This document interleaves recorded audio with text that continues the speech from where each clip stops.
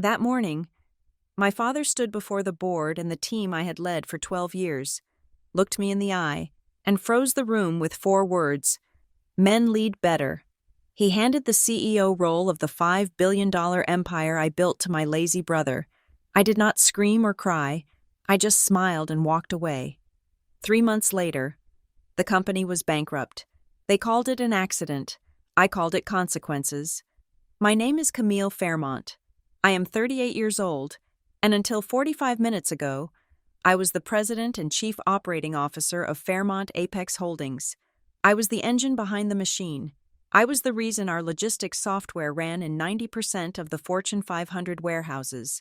I was the architect of the security protocols that kept global supply chains from collapsing under the weight of cyber threats.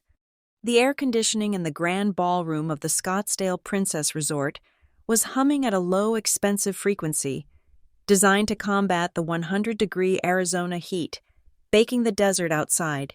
Inside here, everything was cool, crisp, and illuminated by the blue and silver glow of the massive LED screens spanning the stage. This was our leadership summit. It was the biannual event where we paraded our successes in front of the board of directors, the internal executive team, and key investors. I sat in the front row, my posture perfect, my hands folded on my lap. I was wearing a tailored navy suit that cost $3,000. Not that the price mattered, it was armor. Today was supposed to be my coronation.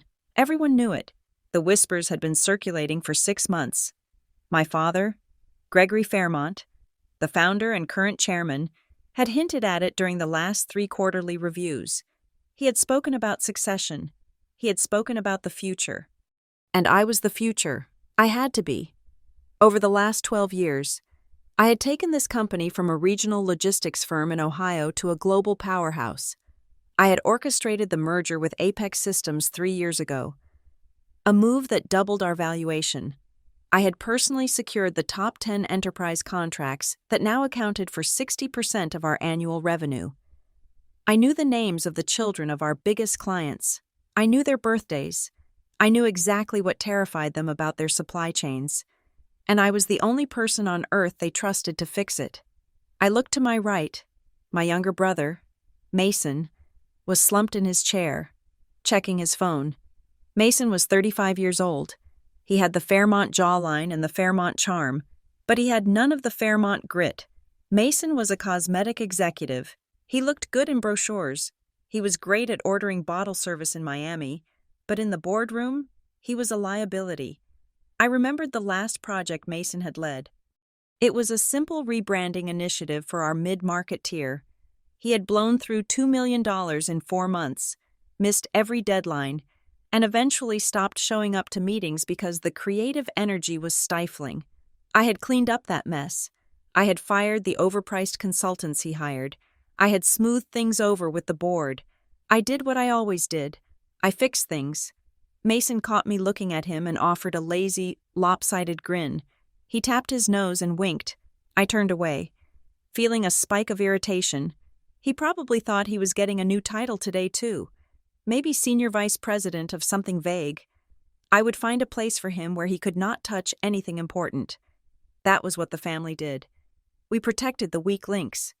The lights in the ballroom dimmed. A hush fell over the crowd of 200 senior leaders. The dramatic intro music swelled, a cinematic orchestral piece that screamed innovation and legacy. My father walked onto the stage. Gregory Fairmont was 68 years old, and he still commanded a room like a general. He stood at the podium, bathed in a spotlight, looking out at the empire he had started in a garage, but that I had built into a skyscraper. "Welcome," Gregory said, his voice booming.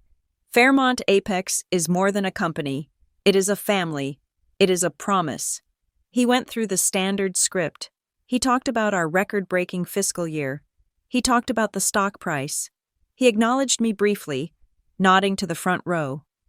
"Camille has done an excellent job steering the ship through choppy waters," he said. I nodded back, a practiced, humble acknowledgement. The applause was polite, respectful. "But today," Gregory continued, his tone shifting, becoming more somber, "we look to the horizon. We look to the next 50 years. A company like ours requires strength. It requires bold vision. It requires leadership that reflects the aggressive nature of our industry. I straightened my spine. This was it. I prepared my face for the expression of surprised gratitude I had practiced in the mirror. I have thought long and hard about my successor, Gregory said. He paused for effect. I have thought about what this company needs. I have thought about tradition. He looked down at me. For a split second, I saw something in his eyes. It was not pride, it was a pity. Tradition dictates that the Fairmont name carries a certain weight, Gregory said. And in this industry, when the deals are hard and the nights are long, there is a fundamental truth we cannot ignore. The room was dead silent. Men lead better, Gregory said. The words hung in the air like toxic smoke. I felt the blood drain from my face. I felt my heart stop, then hammer a single, violent beat against my ribs. Men lead better. He did not just say it. He announced it as a scientific fact. He said it to the board. He said it to the female executives sitting 3 rows back. He said it to me. Please welcome, Gregory shouted, sweeping his arm toward the wings of the stage. The new Chief Executive Officer of Fairmont Apex Holdings, Mason Fairmont. The applause that followed was confused, scattered, and then dutiful. It was the sound of people realizing the king had gone mad but clapping anyway because they wanted to keep their jobs. Mason stood up next to me. He buttoned his jacket, looking entirely unsurprised. He bounded up the stairs to the stage, shaking our father's hand, embracing him. They stood there, 2 men in expensive suits, laughing, clapping each other on the back. I sat frozen. My mind was racing, trying to process the logic. Mason, who had never read a balance sheet without asking me what EBITDA meant, Mason, who had nearly caused a lawsuit last year because he sexually harassed a vendor's assistant, Camille. Gregory called out from the stage. Come on up here.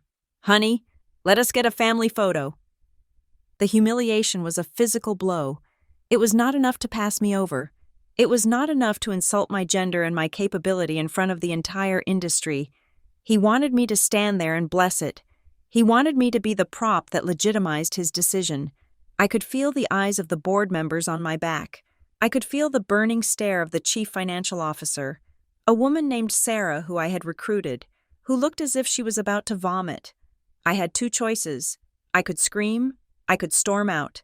I could flip the table and shatter the illusion of the happy Fairmont family. But that is what they expected.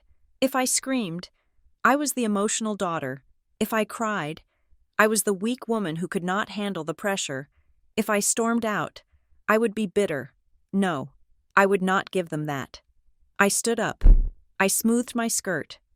I plastered a smile on my face that was so bright, so perfect. It felt like it might crack the skin. I walked up the stairs. The stage lights were blinding. I walked over to my father and my brother. Congratulations, Mason, I said. My voice was steady. It was the voice I used when I was negotiating a hostage situation with a ransomware attacker. Thanks, sis, Mason said, grinning. Big shoes to fill, right? But I'm ready to shake things up. I'm sure you are, I said.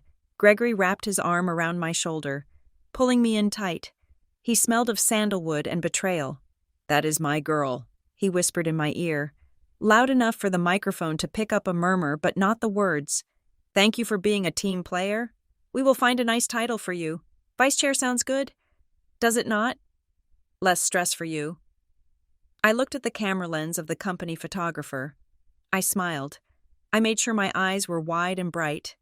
I let them take the photo. Flash, flash, flash. Men lead better.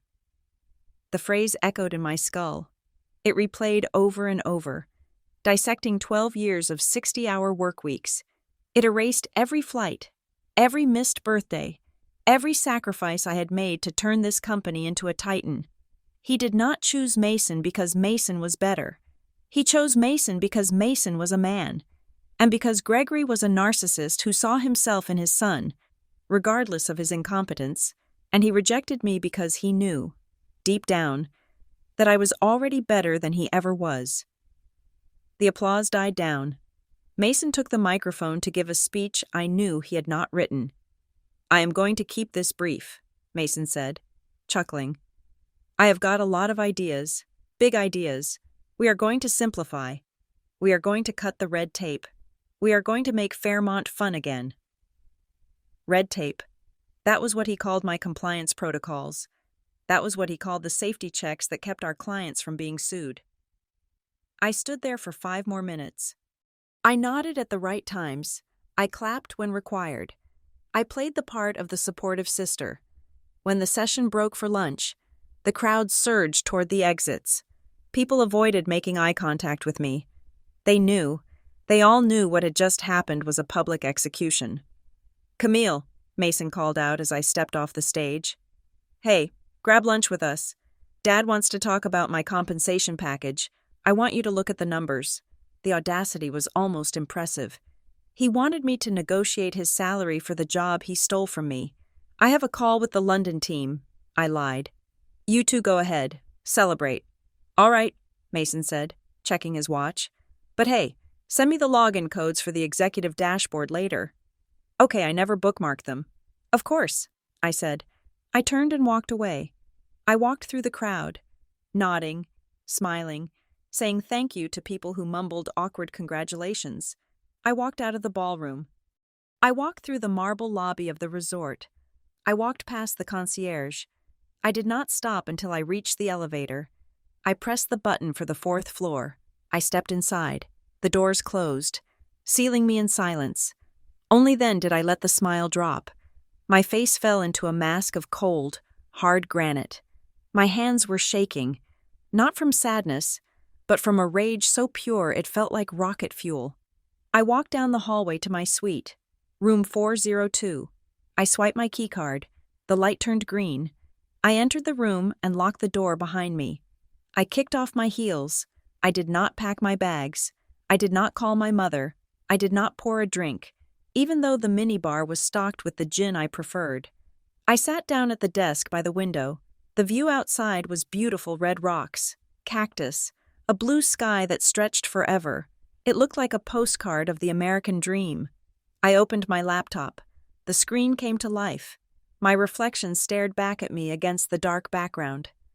I looked the same as I did this morning, but I was a different person. Camille, who sought her father's approval, died on that stage. The Camille who sat here now was a mercenary. I opened my secure email client. I pulled up a spreadsheet I kept locally on my hard drive. It was not on the company cloud. It was a list I had curated for a decade. It contained the personal contact information for the decision-makers at our top 10 clients: Global Logistics Corp., Arrowhead Pharma, the Defense Logistics Agency, TechStream Solutions, 10 names, $5 billion in annual recurring revenue. These people did not sign contracts with Fairmont Apex because of Gregory's speeches. They did not sign because of the logo. They signed because I answered the phone at 3 a.m. when their systems crashed in Singapore. They signed because I personally flew to Berlin to oversee their integration. They signed because they trusted me. And my father had just told the world that my leadership was inferior to his son's plumbing. "Men lead better," I whispered to the empty room. "Let us test that hypothesis." I created a new email. I added 10 addresses to the blind carbon copy line. These were the 10 most powerful COOs and CTOs in the country. Subject: urgent update regarding Fairmont Apex leadership. My fingers hovered over the keyboard. If I sent this, there was no going back. This was nuclear. This was burning the bridge while I was still standing on it. I thought about Mason asking for the dashboard passwords. I thought about Gregory's pity. I thought about the 12 years of my life I had poured into this company, thinking it was an investment in my future, when really it was just a donation to my brother's inheritance. I did not hesitate. I typed the message. It was 7 words, no pleasantries, no explanations. Just the trigger that would detonate the bomb I had unknowingly built into the foundation of this company. Effective immediately. I am leaving Fairmont Apex. I pressed send.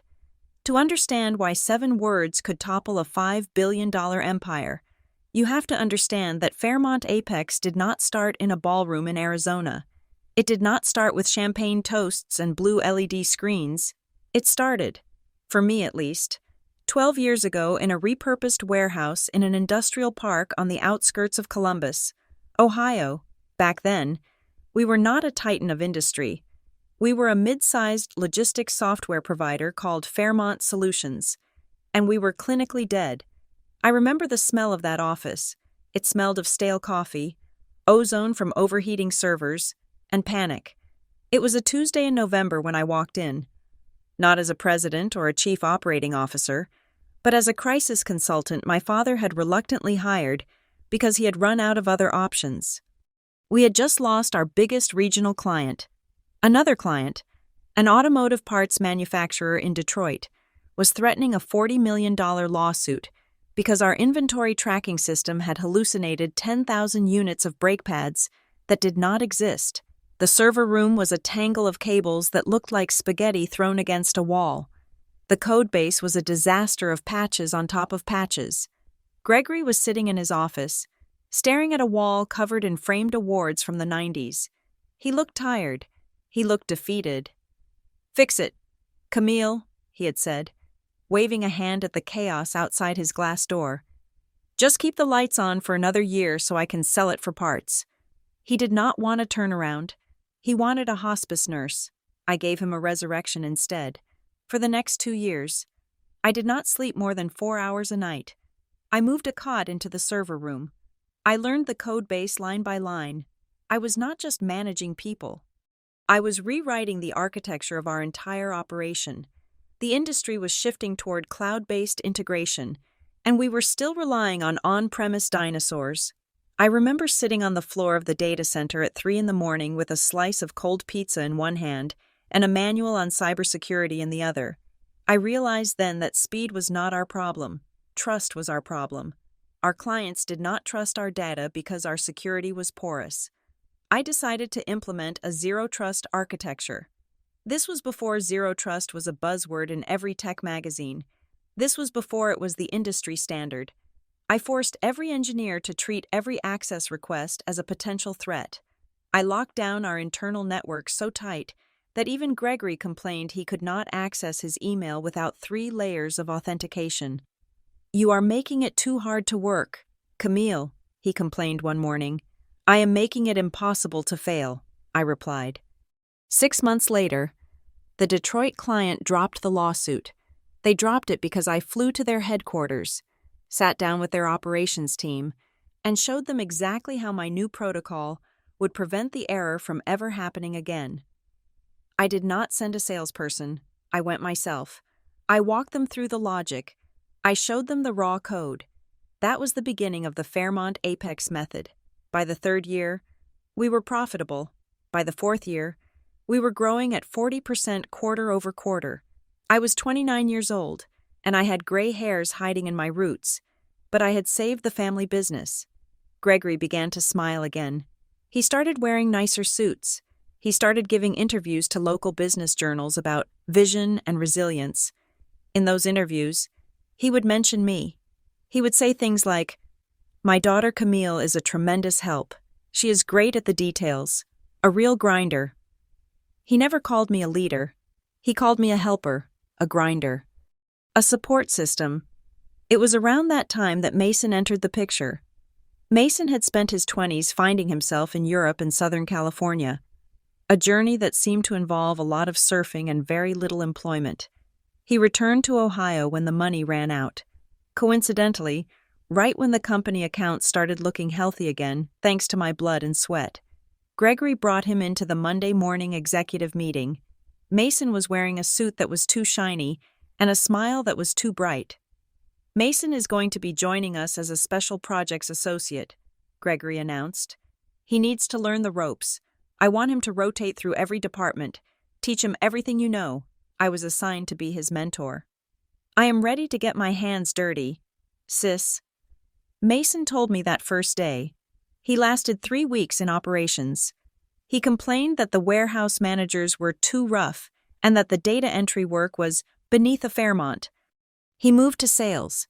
He spent 6 months taking potential clients to expensive lunches, expending $5,000 bottles of wine, and closing 0 deals.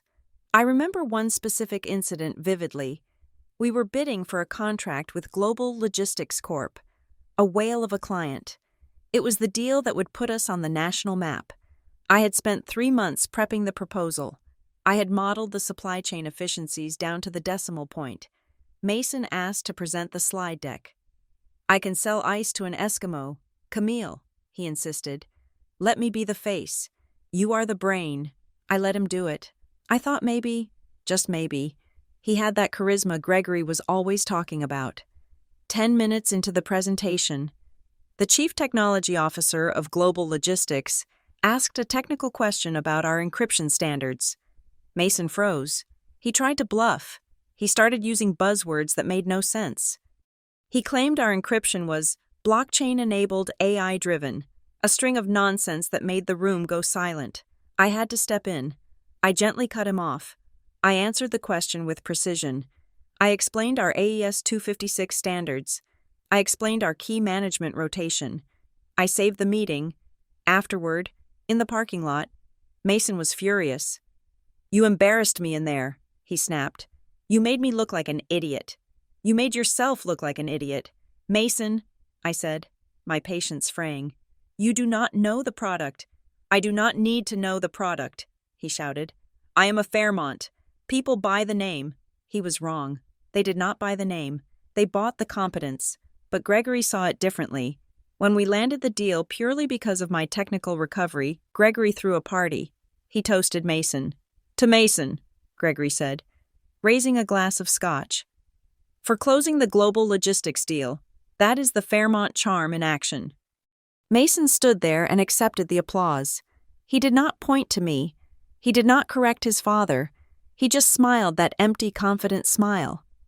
I sat in the corner, nursing a sparkling water, and realized that in my father's eyes, Mason was the protagonist of this movie, and I was just the set designer. That was the night I started changing the contracts. I realized that if I was going to be the one doing the work, I needed leverage. I could not rely on my father's gratitude. I needed something legally binding. I sat down with our legal counsel, a sharp woman named Elena, who saw exactly what was happening. We were drafting the renewal agreements for our top 5 enterprise clients. These companies were terrified of instability.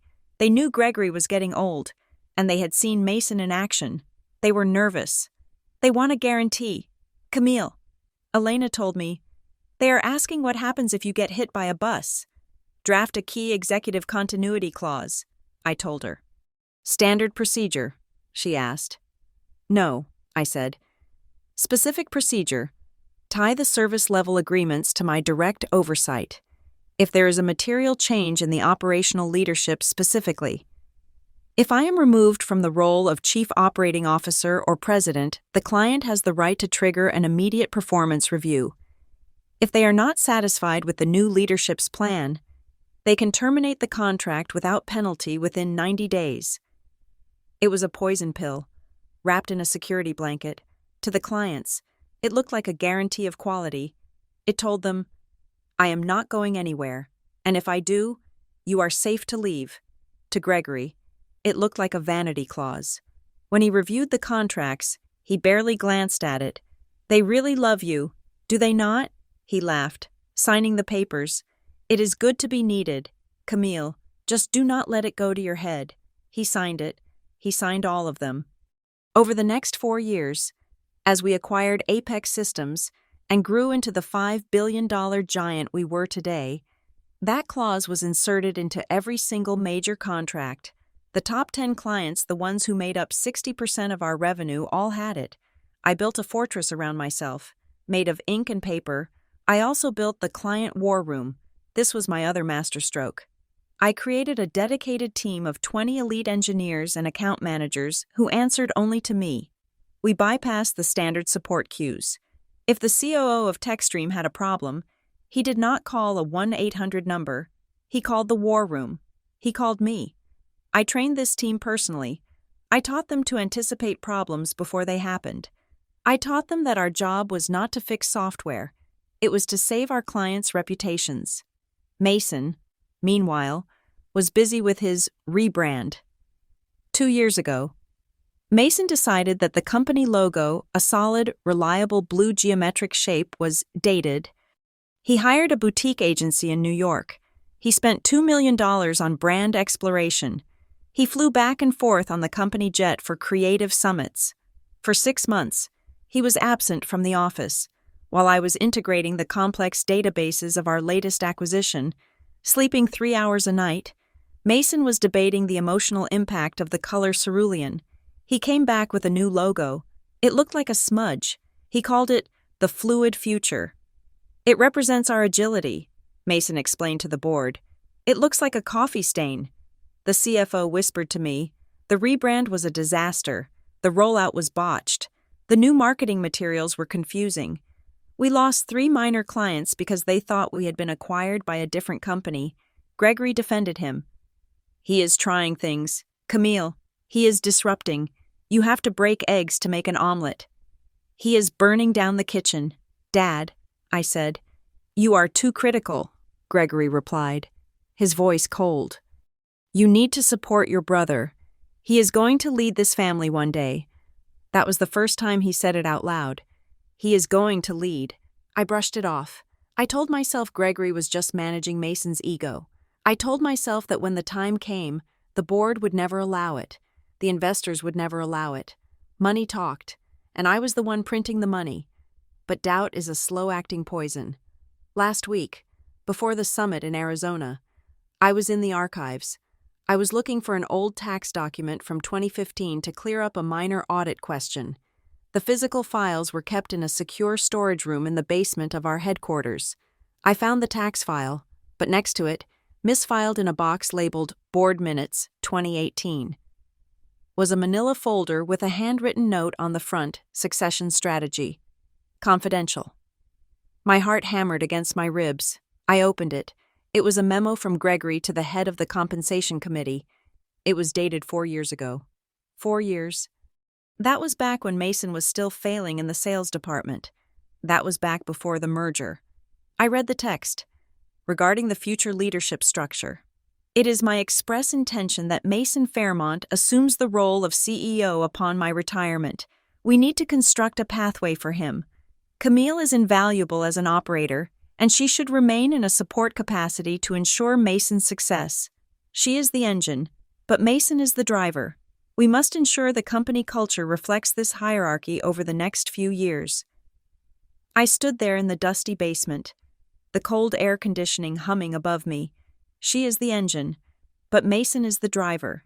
It was never a competition. It was never a meritocracy. For 4 years, while I was killing myself to build this company, while I was securing the clients, while I was fixing Mason's mistakes, Gregory had already decided. He was not waiting for Mason to get better. He was waiting for me to make the company strong enough to survive Mason's incompetence. I was the designated steward. I was the placeholder. I was the glorified mechanic keeping the car running until the golden boy was old enough to take the keys. I closed the folder. I did not take a picture. I did not steal it.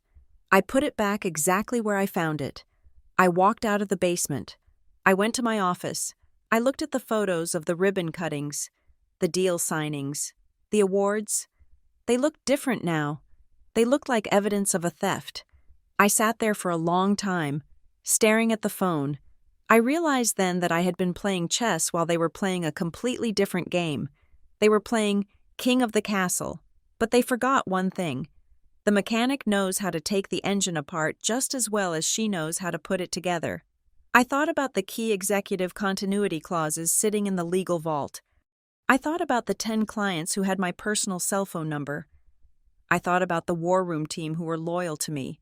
Not the name on the building. I did not quit that day. I waited. I waited for the leadership summit in Arizona. I waited for Gregory to say the words out loud. I wanted him to do it in public. I wanted there to be witnesses. And now, sitting in my hotel room in Scottsdale, with the desert sun setting outside, I knew exactly what that memo meant. It meant I owed them nothing. The email was sent. The 7 words were traveling through the digital ether, landing in the inboxes of the most powerful people in our industry. I closed my laptop. The silence in the room was heavy. But for the first time in 12 years, it did not feel like the silence of loneliness. It felt like the silence before a landslide. I stood up and walked to the mirror. I looked at myself. I checked my makeup. I looked calm. I looked professional. Then my phone buzzed. It was a text from the CEO of Global Logistics. Camille, just saw your email. Please tell me this is a negotiation tactic, because if you are actually gone, we have a massive problem. I smiled.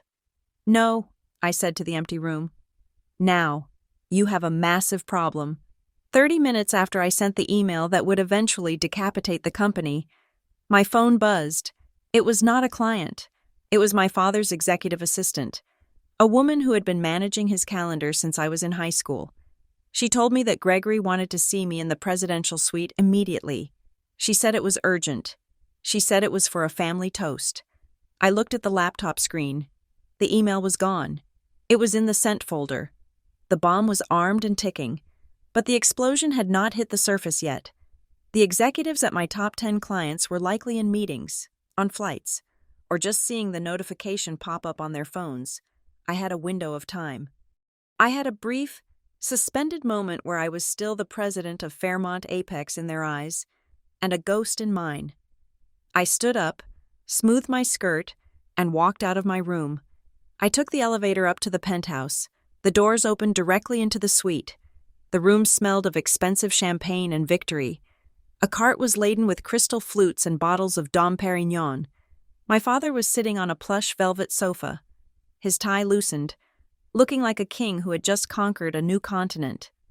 Mason was standing by the window, holding a glass, looking out at the Arizona desert as if he personally owned every grain of sand. "There she is," Gregory boomed when he saw me. He stood up, arms wide, his face flushed with excitement. "The woman of the hour. Come in, Camille. Come have a drink." I did not move toward the champagne. I stayed near the door, keeping the exit within my peripheral vision. "I am not here to drink, Dad," I said. My voice was calm. It was the unnatural calm of someone watching a car crash in slow motion. Gregory's smile faltered slightly, but he recovered quickly. He walked over and placed a heavy hand on my shoulder. It was meant to be comforting, but it felt like a restraint. "Now, do not be like that," he said, guiding me toward the seating area. I know the announcement was a surprise. I wanted it to be a big moment. But listen to me, honey. You are still number 2. You are the president. Nothing changes in the day-to-day. You should be grateful. I just took the weight of the world off your shoulders. I pulled away from his touch. I looked him dead in the eye. "Why?" I asked. I needed to hear him say it again. I needed to hear the logic stripped of the stage lights and the applause. Gregory sighed. He took a sip of his champagne and sat back down. He looked at Mason, then back at me. The mask of the benevolent father slipped, revealing the cold pragmatist underneath. "Camille, you are brilliant," Gregory said. "Nobody denies that. The clients love you. They love your attention to detail. But let us be honest about the world we live in. We are looking at a potential IPO in 3 years. We are looking at massive capital injections from Wall Street. And," I prompted, "and the market responds to a certain profile," Gregory said, his voice lowering as if sharing a hard truth. "Clients like a capable woman handling their problems. It makes them feel taken care of. But investors, the big institutional money, they want a man standing at the helm. They want someone who looks like them. It is about confidence. Camille, it is about projection." I felt a cold laugh building in my chest, but I suppressed it. "So my competence is good for cleaning up messes," I said. "But my gender is a liability for raising capital." "Do not make this a political thing," Mason chimed in. He turned from the window, swirling his drink. "You always make everything so heavy." "Sis, Dad is just talking strategy. Look, I do not want to step on your toes. I am just here to accept the responsibility. I want us to work together. Do not make this awkward." "Awkward," I repeated. "You think this is awkward, Mason? You do not know the difference between an API and an IPA. You have never negotiated a service-level agreement in your life." I reached into my bag and pulled out a folded sheaf of papers. I tossed them onto the coffee table. They fanned out, revealing charts, graphs, and the undeniable trajectory of growth I had engineered. "That is the 5-year plan I built," I said. "That is the client retention strategy. That is the security roadmap. 90% of our revenue is tied to personal relationships I maintain. You think you can just step in and inherit that?" Gregory waved his hand dismissively, not even glancing at the papers. "You are being too emotional. Camille," he said. "This is exactly what I'm talking about. You take business too personally. Mason has vision. He has the big picture. You are getting bogged down in the weeds." Mason walked over to the table and picked up my roadmap. He glanced at it for 3 seconds before dropping it back down. "Actually, that is a good point," Mason said. "I was looking at some of these protocols you have set up, this client war room thing. It seems expensive, and the security checks for the vendor onboarding, it takes 3 weeks to approve a new vendor. That is too slow. We need to be agile. I am thinking we simplify, cut the red tape. If we want to scale, we cannot be held back by your paranoia." I stared at him. He was not just stealing my job. He was actively dismantling the safety net I had woven to protect the company. "Those checks are not red tape," I said, my voice dropping an octave. "They are the reason we have never been breached. They are the reason the Defense Logistics Agency trusts us with their data. If you cut those, you are opening the door to catastrophic failure." "See?" Mason laughed, looking at Gregory. "She worries too much. We will be fine. I am going to streamline operations. We can probably cut operational costs by 15% if we stop over-engineering everything." I realized then that this was not just a demotion. This was a robbery. They wanted to strip the company of its defenses to maximize short-term profit, pump up the valuation for an IPO, and let the foundation rot. And they wanted me to stay on as the president so that when it inevitably collapsed, I would be the one holding the bag. I would be the bureaucrat who failed to execute the CEO's vision. My phone buzzed in my pocket. I ignored it. Then it buzzed again. I glanced down discreetly. It was a text message from Alan, one of the few board members who actually read the briefing packets. "Get out of there. They have a lawyer in the next room. They want you to sign a transition doc. It assigns all your IP to Mason. It is a setup." I looked up. Gregory was watching me closely. "There is one more thing," Gregory said. "Since we are formalizing the new structure, we need to get the paperwork in order. Just a standard transition acknowledgement. It aligns the leadership roles for the SEC filings." He gestured to the bedroom door of the suite. A man in a dark suit walked out. It was not our general counsel. It was a personal attorney Gregory used for his estate planning. The man was holding a blue folder. He placed the folder on the table in front of me. "Hello, Camille," the lawyer said. "If you could just sign on the tabbed pages. It essentially confirms that the strategic growth initiatives of the last fiscal year were developed under the guidance of the prospective CEO office to ensure continuity of credit for the investors." I opened the folder. I read the first paragraph. "I, Camille Fairmont, hereby acknowledge that the intellectual property, strategic frameworks, and client acquisition methodologies utilized by Fairmont Apex were developed as part of a collective executive strategy led by the Fairmont Family Trust, and I waive any individual claim to the origination of these strategies. It was a death warrant for my career. If I signed this, I was admitting that Mason was the genius and I was just the secretary. It would prevent me from ever claiming credit for my own work. It would make it impossible for me to leave and start over, because I would have legally admitted that the ideas were not mine. They thought I was trapped. They thought I was desperate for their approval. They thought I would sign anything to stay in the warm glow of the family money. I closed the folder. I stood up. "What is the matter?" Gregory asked, his eyes narrowing. "It is just paperwork. Camille, do not be difficult." "I am not being difficult," I said. "I am being accurate." "Sign the damn paper. Camille," Mason said, his voice losing its playful edge. "Stop acting like you are the only one who did any work. We all know Dad gave you the playbook. I looked at Mason. I looked at the man who was about to drive my Ferrari into a brick wall because he thought he knew how to drive better than the mechanic who built the engine. You want the title, Mason, I said. You have it? You want the office? Take it. But you want my signature on a lie. No. If you do not sign that, Gregory said, his voice dropping to a dangerous growl. You are questioning my authority. You are questioning the future of this family. If you walk out that door without signing, do not expect to have a job on Monday. I almost laughed. The timing was impeccable. I do not expect to have a job on Monday, I said, because I do not have a job today. What are you talking about? Mason asked, confused. I will not teach you how to steal my work, I said. And I certainly will not sign a piece of paper that says you invented it. I turned my back on them. Camille, Gregory shouted, you get back here. I am your father and I am your chairman. I kept walking. I reached the door of the suite. Camille, Mason yelled, you are making a huge mistake. You need us. I opened the heavy oak door. The sounds of their anger spilled out into the hallway, but I stepped through and let the door click shut, cutting them off. The silence of the corridor was instant and heavy. My heart was pounding, but my hands were steady. I had done it.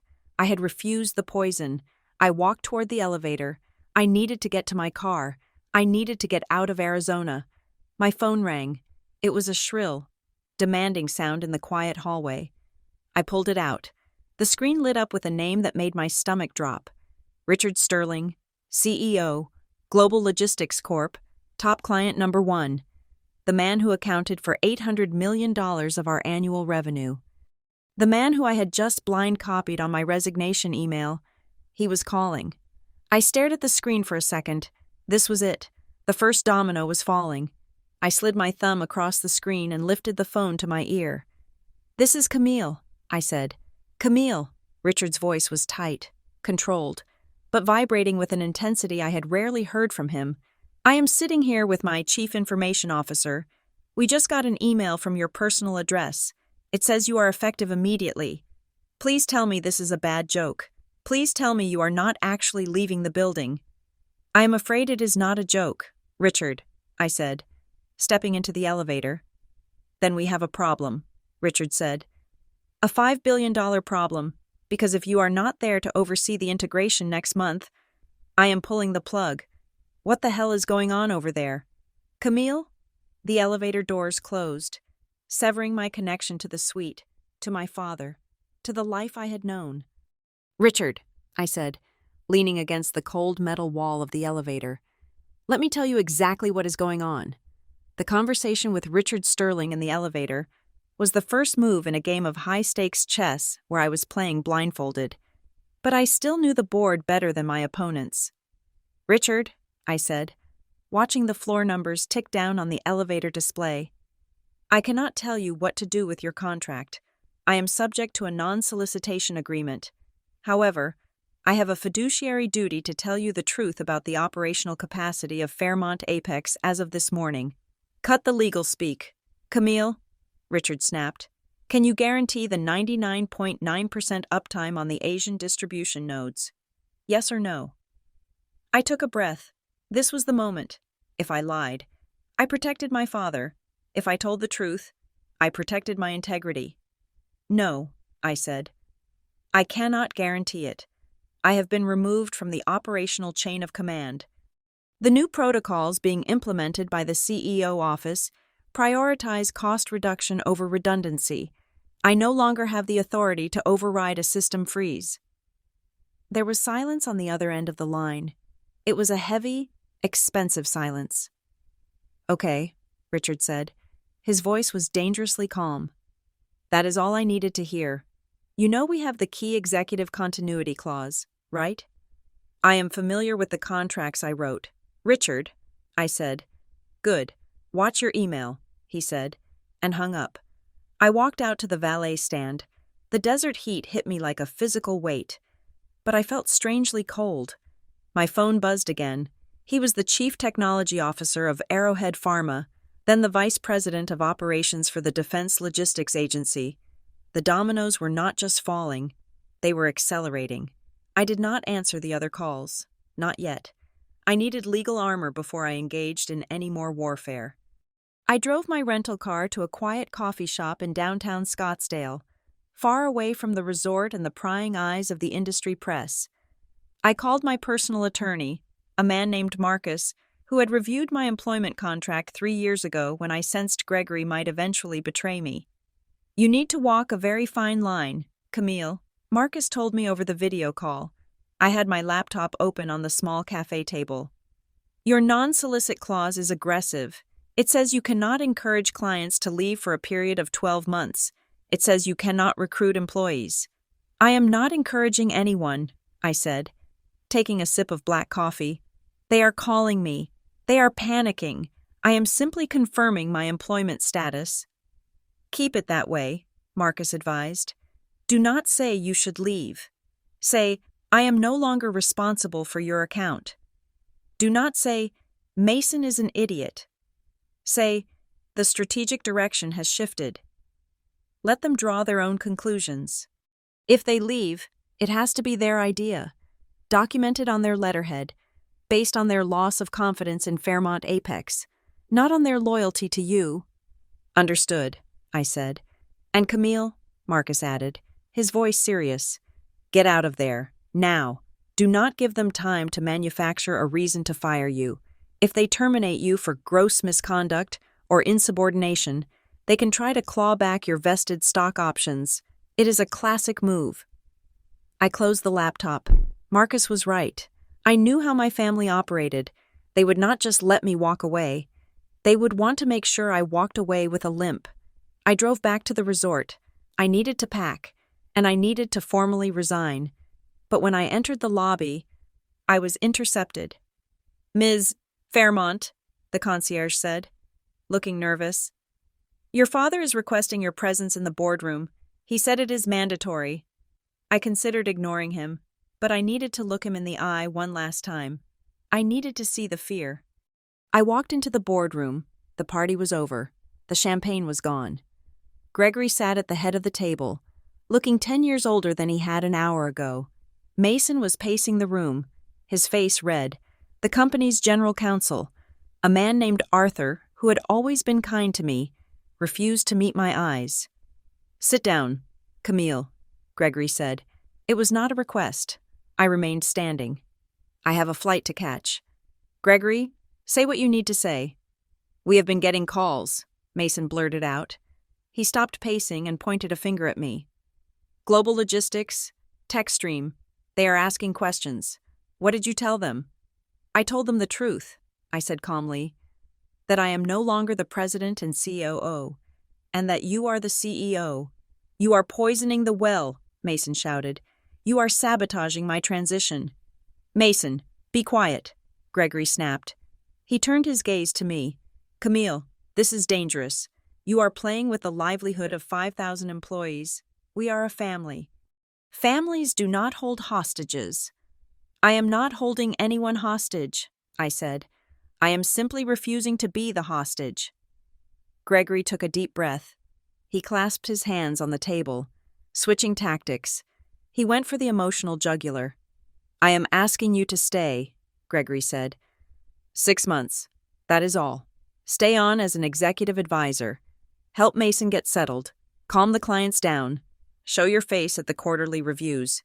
If you do that, we can work out a severance package that sets you up for life. We can announce your departure gracefully in the spring. Do it for the company. Do it for the family's honor." For a second, the old reflex kicked in. The desire to please him.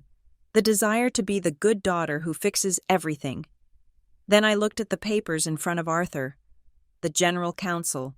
They were upside down. But I had spent a decade reading upside-down documents across negotiation tables. I saw the header. Notice of disciplinary action. Termination for cause. And below that, a drafted list of bullet points: insubordination, failure to execute fiduciary duties, unauthorized communication with external stakeholders. The ice in my veins turned to absolute zero. They were not asking me to stay for 6 months to help the company. They were asking me to stay so they could keep me quiet while they built a case to fire me, strip me of my equity, and destroy my reputation so I could never compete with them. They wanted to keep me close so they could bury me. 6 months?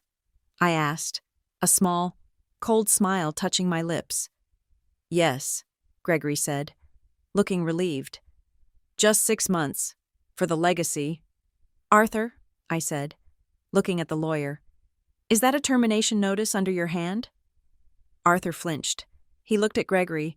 The silence in the room was deafening. That is just a draft, Mason said quickly, his eyes shifting. Just in case you decided to go rogue. A precaution. I see, I said. Well, you will not need it. I pulled my phone out of my pocket. I opened the email app. I had already drafted the message in the car. It was addressed to Gregory, the Board of Directors, and Human Resources, to the Board of Fairmont Apex Holdings. Please accept this email as formal notification of my resignation from all positions within the company and its subsidiaries, effective immediately. Regards, Camille Fairmont. I hit send. I just resigned, I said. Check your inboxes. Gregory stood up, knocking his chair over.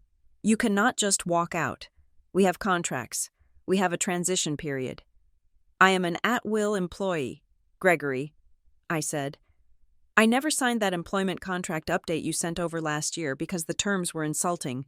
Remember you said we would get to it later. Well, later is here. I am giving you 0 weeks of notice.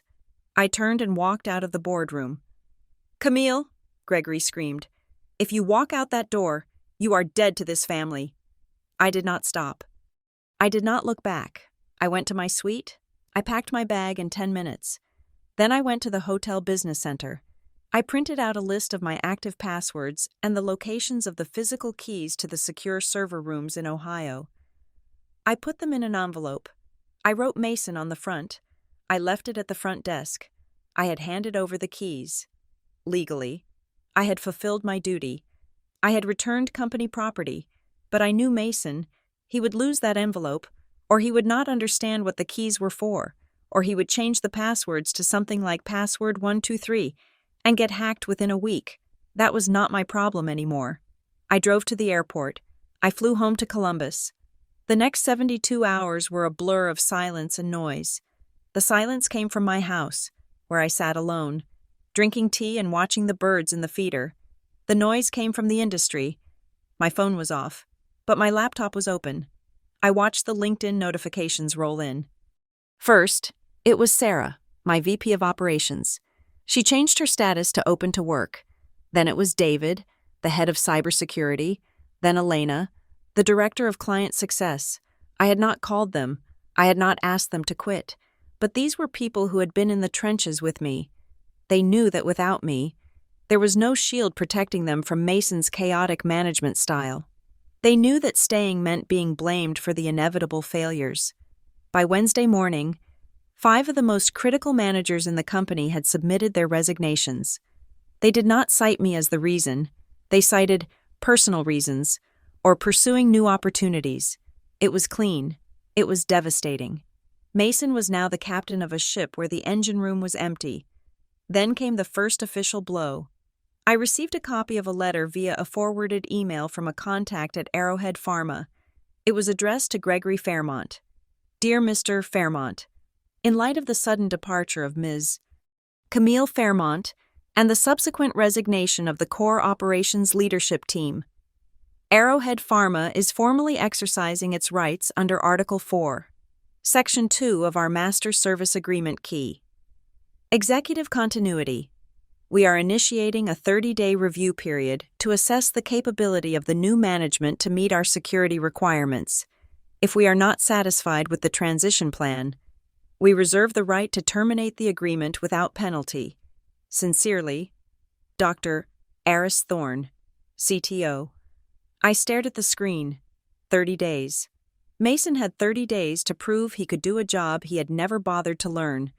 With a team that no longer existed, it was working. The chess pieces were moving exactly as I had predicted. I closed my laptop and poured myself a glass of wine. It was late. The house was dark.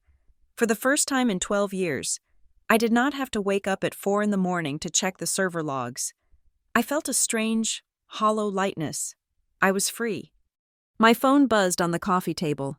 It was a text message. The number was blocked. I picked it up, expecting it to be Gregory, or maybe Mason drunk dialing me to scream. But the message was short, and it made the hair on the back of my neck stand up. Do not think you can just walk away. We have the logs from the server room. We know about the back doors you built. We will destroy you before you ever sign another client. I stared at the text. I had never built back doors. My code was clean. My security was ironclad. But that did not matter. If they were accusing me of sabotage, it meant they were not just going to let the company fail. They were going to try to frame me for the collapse. They were going to fabricate a crime to cover up their incompetence. I took a screenshot of the text. "Bring it on," I whispered. I was not just a former employee anymore. I was a target. And if they wanted a war, I would have to stop playing defense. I would have to start playing offense. The silence I had expected to find in my exile did not last long. In fact, it lasted exactly 12 hours before the noise machine of the Fairmont publicity team kicked into gear. I woke up on Thursday morning to a notification from a Google alert I had set up for my own name years ago. Usually, it picked up press releases about mergers or keynote speeches I had given at supply chain conferences. Today, it picked up an article from a mid-tier industry news site called The Tech Observer. The headline read, "Leadership Shakeup at Fairmont Apex Sources Site, Personal Struggles and Burnout Behind President's Sudden Exit." I clicked the link. The article was a masterpiece of vague insinuations. It quoted insiders familiar with the situation, who claimed that I had been increasingly erratic, difficult to work with, and unable to align with the bold new vision of the incoming CEO. It painted a picture of a jealous older sister throwing a tantrum because she was passed over. A woman who was too emotional to handle the rigors of the next phase of growth. I knew who wrote it. It had Mason's fingerprints all over it. Not that he wrote the words himself, he would have hired a crisis PR firm, probably the one Gregory used to scrub his reputation after a minor scandal in the 90s. They were not attacking my competence directly, because the numbers were unassailable. Instead, they were attacking my stability. In the corporate world, calling a female executive unstable was the most efficient way to kill her future. I scrolled down to the comments. There were already bot accounts posting things like, "She always seemed rigid, and Fairmont needs fresh blood." I did not reply. I did not tweet a defense. I took a screenshot. I saved the URL. I logged the time and date in a new folder on my encrypted hard drive labeled defamation. Then came the LinkedIn attacks.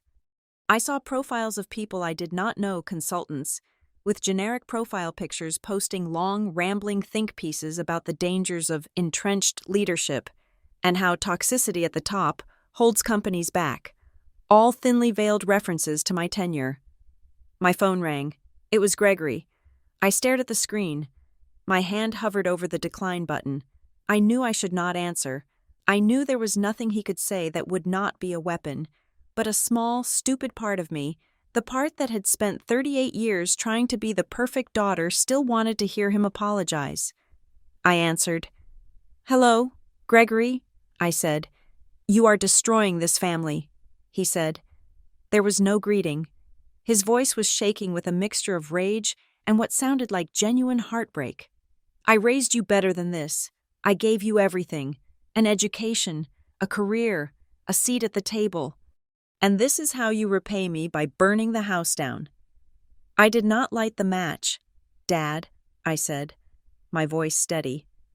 "I just stopped putting out the fires you started." "Mason is your brother," he shouted. "He is drowning right now. The stock is down 8% in 2 days. The vendors are spooked. You need to put out a statement. You need to say you support him. You need to say you left for health reasons." "I am not sick," I said, "and I will not lie to the market to save Mason's ego." "It is not about ego. It is about survival," Gregory pleaded. Switching tactics. "Camille, please, if this company goes under, the legacy is gone. Everything I built. Everything you built. Do you want to see it all turn to ash just to prove a point? I built it on competence, I said. You handed it over to incompetence. That is the point. You made a choice. Gregory, you chose the son who plays golf over the daughter who runs the business. You told the world men lead better. Well, let him lead. You are being selfish, he spat. You are vindictive. No, I said, and the realization hit me with the force of a physical blow. I am just done being the doormat you wipe your feet on before you walk into the boardroom. I hung up. I blocked his number. My hands were trembling, but my mind was clear. 2 hours later, a courier arrived at my front door. He handed me a thick envelope from the legal department of Fairmont Apex. It was a cease and desist letter. It was aggressive. It accused me of tortious interference with business relations. It claimed I was actively soliciting clients in violation of my employment agreement. It threatened immediate litigation if I did not turn over all misappropriated client lists and stop all communication with current customers. I called Marcus, my lawyer. I scanned the document and sent it to him. This is standard intimidation, Marcus said over the phone, his voice bored. They are trying to scare you into silence. They know that if you talk to the clients will leave, so they want you to be afraid to pick up the phone. I have not solicited anyone, I said. Top client number 1 called me. Top client number 2 emailed me. I have the logs. Good, Marcus said. We will draft a response. We will state clearly that you are responding to unsolicited inquiries regarding your professional status, which is your right. And Camille, do not delete anything. If they are sending this, it means they are desperate. They are trying to build a narrative that you are the villain so that when the revenue drops, they can sue you for damages. They are trying to frame me, I said. Exactly, Marcus said. Stay clean. Do not give them an inch. The pressure continued to mount throughout the day. I received a text message from a former colleague, a junior analyst named Ben who was still inside the building. Be careful, Ben wrote. Mason has the IT guys going through your old emails. He is looking for anything. He is trying to find evidence that you stole trade secrets or that you were taking kickbacks. He is screaming at people. He told the sales team that you were sabotaging deals before you left. I felt a cold knot in my stomach. I had never taken a kickback in my life. I had never stolen a trade secret. But I knew how easy it was to take an innocent email out of context. A message where I told a vendor, "Let us work something out," could be twisted into a conspiracy. I went to my safe. I took out the external hard drives I had been backing up for 5 years. I had copies of every major decision, every approval, every compliance report. I had a timeline of every project Mason had failed. I had the succession strategy memo date. If they wanted a war, I had the ammunition. I spent the next 6 hours organizing my defense. I created a dossier. I cross-referenced dates. I built a wall of facts that no amount of PR spin could penetrate. That evening, I received a call from a number I recognized. It was the CEO of TechStream, my third largest client. His name was Elias. Camille, Elias said. He sounded confused. I just got off a Zoom call with your brother. I cannot discuss Fairmont business. Elias, I said automatically. I know, Elias said. But you need to hear this. He offered me a 20% discount on our annual renewal. I froze. A 20% discount on a contract worth $50 million was $10 million straight off the bottom line. It was financial suicide.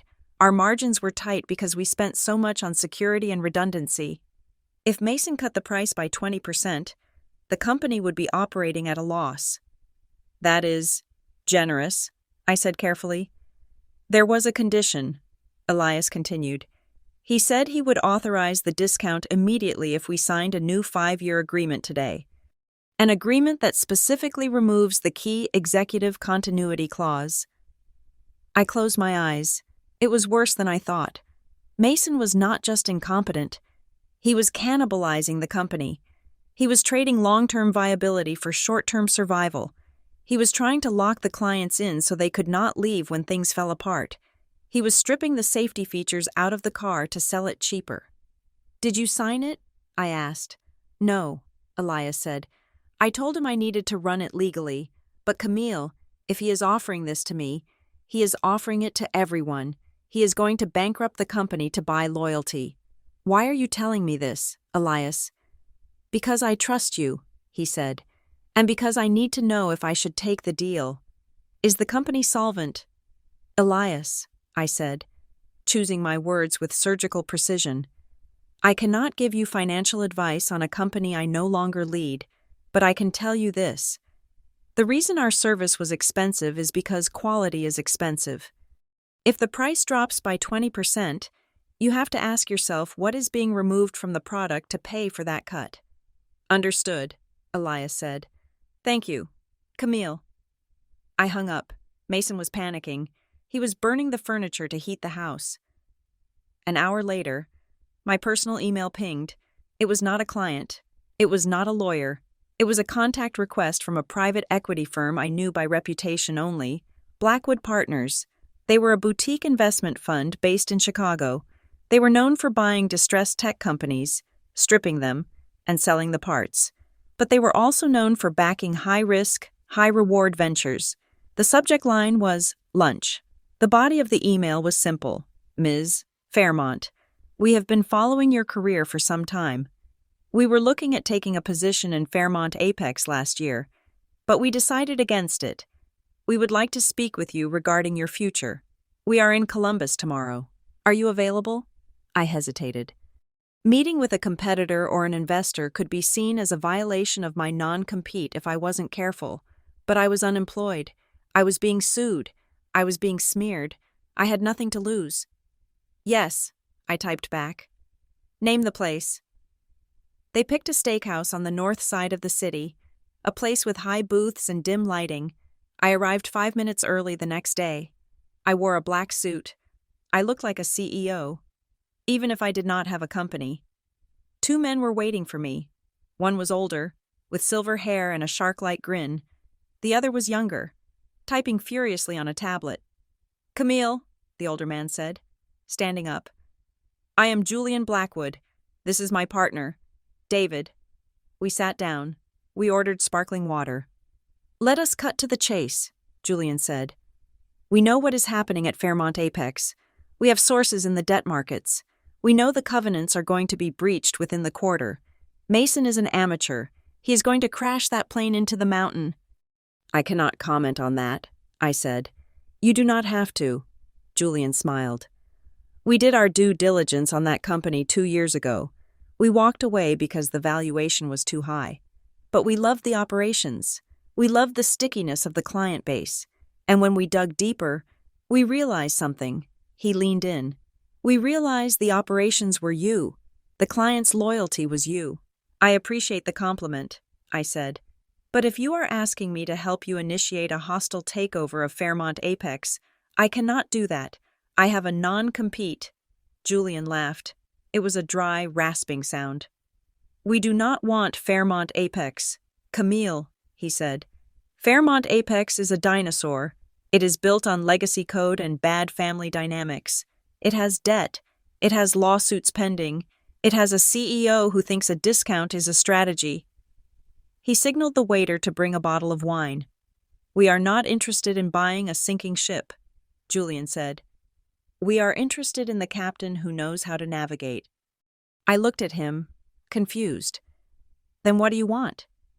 Julian placed a folder on the table. We have a fund dedicated to new supply chain technologies, he said. We have $50 million in capital ready to deploy immediately. We have office space.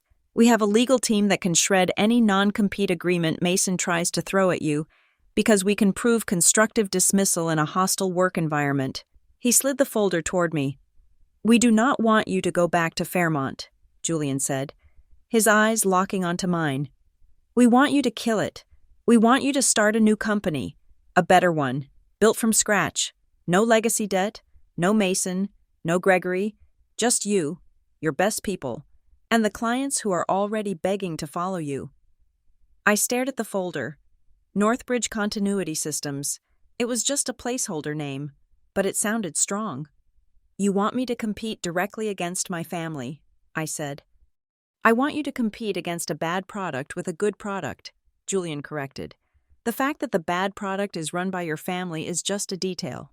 So, Camille, do you want to be the victim of a smear campaign, or do you want to be the CEO of the future? I looked at the folder.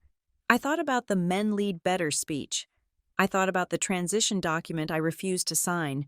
I thought about the 20% discount Mason was offering to destroy the company I built. I reached out and placed my hand on the folder. Tell me about the equity split, I said. The ink was barely dry on the incorporation papers for Northbridge Continuity Systems when the first real battle began. We did not set up shop in a glass tower. We rented a nondescript floor in a shared workspace building in downtown Columbus, 3 miles away from the Fairmont Apex headquarters. The furniture was mismatched. The coffee machine was a cheap plastic drip model, and the lighting was harsh fluorescent tubes, but the energy in the room was electric. I sat at a folding table with Julian Blackwood and a team of 6 engineers I had hired fresh from the market. None of them had ever worked for Fairmont. This was the first rule of Northbridge. We were in a clean room. Let me be perfectly clear. I told the team on day 1, we do not use a single line of code from my previous life. We do not use a single template. We do not use a single piece of proprietary data. We build everything from the ground up. We build it better, faster, and more securely. If I see anyone with a flash drive from a previous employer, you are fired on the spot. I knew Mason and his lawyers were watching. They were waiting for me to slip up. They were praying I would use a stolen client list or a copied algorithm so they could drag me into court and shut me down. I did not need their data. I had the methodology in my head. I knew the pain points of the industry because I had spent 12 years listening to them. 2 weeks into our existence. My phone rang. It was Richard Sterling. Camille, Richard said. His voice was grim. I just received a revised service-level agreement proposal from your brother. He is offering to cut our annual fee by 30%. That sounds like a bargain. Richard, I said, keeping my voice neutral. It sounds like desperation, Richard countered. I had my team look at the fine print.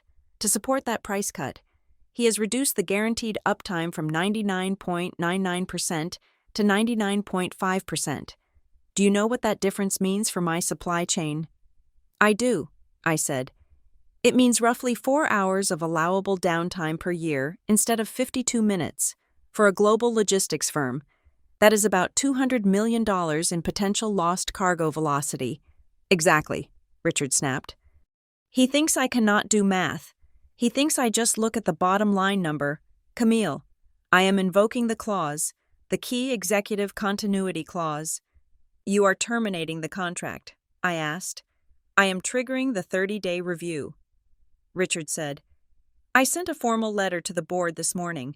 I told them that the removal of the key executive you has resulted in a material change to the risk profile of the vendor.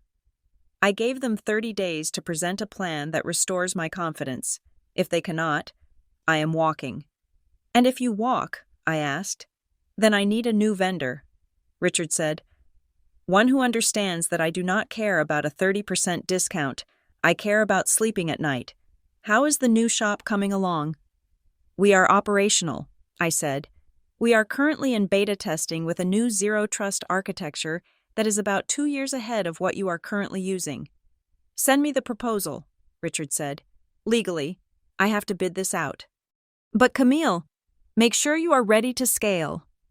The domino fell with a thunderous crash when Richard Sterling formally notified Fairmont Apex that their $800 million contract was at risk. The industry noticed. Corporate governance is a herd mentality. When the alpha leaves the pack, the others get nervous.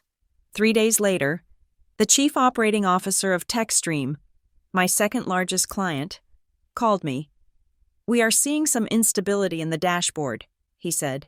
Latency is up, and when we called support, we got a recorded message. We are exercising the termination clause.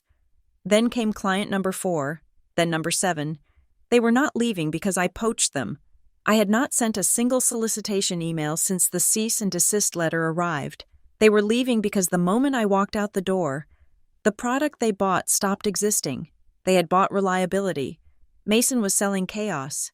Mason's reaction was predictable and catastrophic. He did not try to fix the engineering problems. He tried to buy his way out of the hole. I heard the stories from the vendors who were still servicing Fairmont Apex. Mason was slashing prices across the board. He was signing 3-year contracts with massive penalties for early termination, locking clients into a sinking ship. He promised features that did not exist. He promised support teams that he had already fired to save money, but the most damning information came from a source I did not expect. It was a Tuesday afternoon, 6 weeks after I left. I was reviewing the architecture for Northbridge's new encryption module when my cell phone rang. It was the account manager for a major cloud server provider, a company that hosted the massive data centers Fairmont Apex relied on. "Ms. Fairmont?" the man said, sounding awkward. "I know you are not with the company anymore, but your name is still listed as the emergency financial contact on the master account." "I will remind them to update that," I said. "How can I help you?"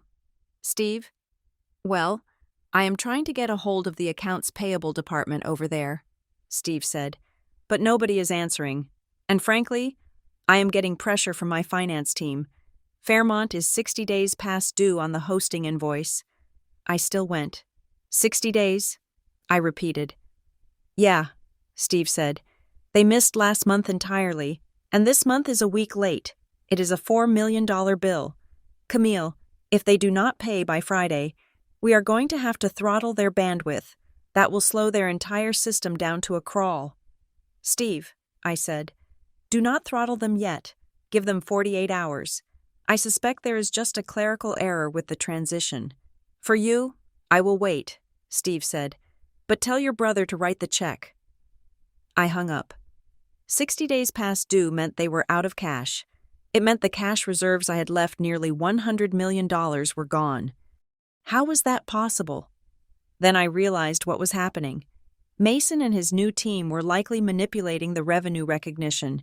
They were booking the full value of these new 3-year contracts up front to show record growth to the board. But the actual cash was not coming in yet. Meanwhile, they were delaying payments to vendors to keep the bank accounts looking full. It was the oldest trick in the book. It was a fraud. That evening, I was leaving the Northbridge office when a black sedan pulled up to the curb. The window rolled down. It was Gregory. He looked terrible. His face was gray, and the sharp lines of his suit seemed to hang off his frame. He opened the door and stepped out onto the sidewalk. "Camille," he said. "Gregory." I nodded. "I hear you have started a new shop," he said, looking at the dilapidated building behind me. "A bit of a step down, isn't it?"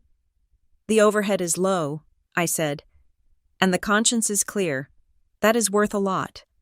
He sighed and rubbed his face with his hand. "Mason is struggling," Gregory said quietly. "The transition has been bumpier than we anticipated. The market is reacting irrationally." "The market is reacting rationally to irrational leadership," I corrected him. "We need to stabilize the ship," Gregory said. "I want you to come back." I raised an eyebrow. "Come back." "Not as CEO," he said quickly, raising a hand. "Mason is the CEO. We cannot change that now. It would look like panic, but I want to bring you back as a senior advisor to the board. You would have oversight on operations. You would calm the clients down. We would pay you double your old salary, plus a significant retention bonus." I looked at my father. He was asking me to be the janitor again. He wanted me to come back, clean up the vomit, fix the broken windows, and then stand in the shadows while Mason took credit for the renovation. "And Mason," I asked, "does he know you are here?" "Mason does what I tell him," Gregory said. "Look, Camille, I know I was harsh. I know things were said. I am sorry if you felt unappreciated, but this is business. You have to be pragmatic." If I felt unappreciated, I repeated the words slowly. "That is your apology." "It is the best I can do," Gregory said, his voice hardening. "Take the deal. Camille, come home. Stop playing with these little startups and come back to the empire." The empire is insolvent. Gregory, I said. He flinched as if I had slapped him. What did you say? I know you are 60 days late on the server bills, I said. I know clients are triggering termination clauses. I know Mason is booking future revenue as current cash to satisfy the bank covenants. That is not an empire. That is a crime scene. You do not know what you are talking about, Gregory whispered. I declined your offer, I said. I am not an advisor. I am a competitor, and I am going to win. I turned and walked away. He shouted my name once, but I kept walking. Over the next 8 weeks, the floodgates opened. Northbridge Continuity Systems signed a contract with Global Logistics Corp. Then we signed TechStream. Then the Defense Logistics Agency. One by one, the top 10 clients of Fairmont Apex came to our dingy office in downtown Columbus. They sat at our folding tables. They drank our bad coffee. And they signed contracts that were fair, transparent, and priced correctly for the value we provided. We did not steal them. We simply built the lifeboat while the Titanic was hitting the iceberg. By the end of the second month, we had secured commitments that amounted to $3 billion in annual contract value. We were the fastest-growing logistics security firm in history, and we had done it without a single lawsuit sticking to us. Mason tried to sue, of course. He filed an injunction claiming I had used proprietary client data. My lawyer, Marcus, walked into the judge's chambers with a stack of affidavits from the clients themselves. Each one stated clearly. We approached Ms. Fairmont independently after losing confidence in Fairmont Apex due to operational failures. The judge threw the case out in 10 minutes. It was a Friday afternoon when the end began. I was sitting in my office at Northbridge, which was now slightly nicer, as we had moved to a permanent floor with actual ergonomic chairs when I received a link from Ben. My contact still inside Fairmont. He is holding an all-hands meeting. Ben texted. He is live streaming it to remote offices. Watch this. I clicked the link. The video feed showed the grand atrium of the Fairmont Apex headquarters. Mason stood on a makeshift stage. He looked manic. His tie was crooked. He was sweating under the lights. Hundreds of employees were gathered, looking terrified. We are victims of a conspiracy, Mason shouted into the microphone. His voice cracked. My sister. She betrayed us. She stole our clients. She spread lies about our solvency. She is the reason we are missing payroll this week. I watched in silence. He was doing exactly what I expected. He was externalizing the blame. He was creating a villain to explain why the hero had failed. But we will fight, Mason screamed. We will sue her into the ground. We have the truth on our side. We are Fairmonts. We will not lose. Suddenly, on the video feed, I saw movement in the background. 3 men in gray suits walked into the frame behind Mason. They were not security. They were not employees. I recognized the man in the middle. He was the vice president of special assets at First Sovereign Bank, the bank that held the debt for the company. Mason did not see them. He was still ranting.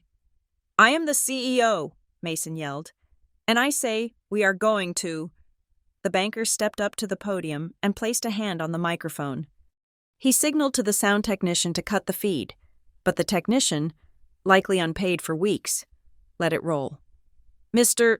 Fairmont, the banker said, his voice picked up clearly by the lapel mic Mason was wearing.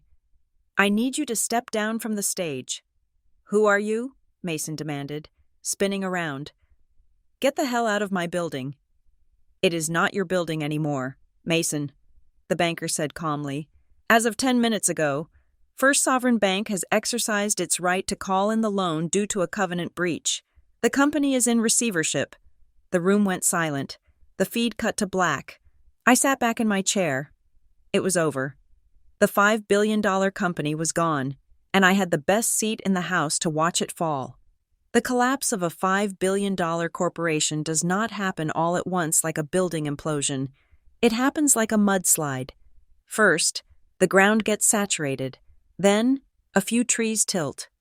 And then, suddenly, the entire mountain comes down, burying everything in its path. The The bank intervention at the all-hands meeting was the moment the ground gave way. First Sovereign Bank did not seize the building that day. That is not how commercial banking works. What they did was far more suffocating. They froze the revolving line of credit.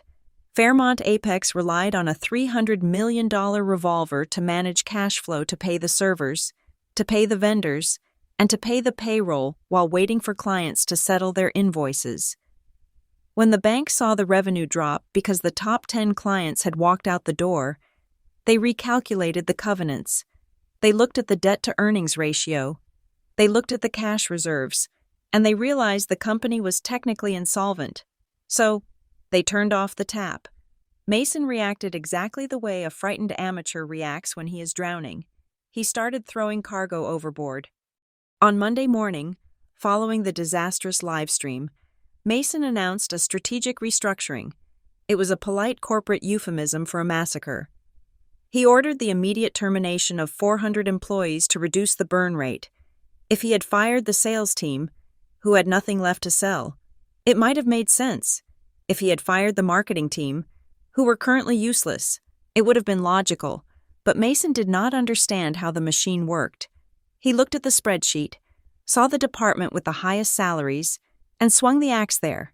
He fired the senior systems architects. He fired the threat intelligence team.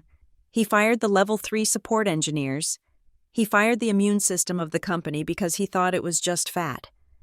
I sat in my office at Northbridge, watching the LinkedIn notifications roll in like a casualty list. I saw names of people I had personally recruited, brilliant engineers with mortgages and children changing their status to open to work. It was heartbreaking, but it was also suicidal for Fairmont Apex. "He just cut the throat of the operations center," Julian Blackwood said, standing in the doorway of my office. He was holding a tablet.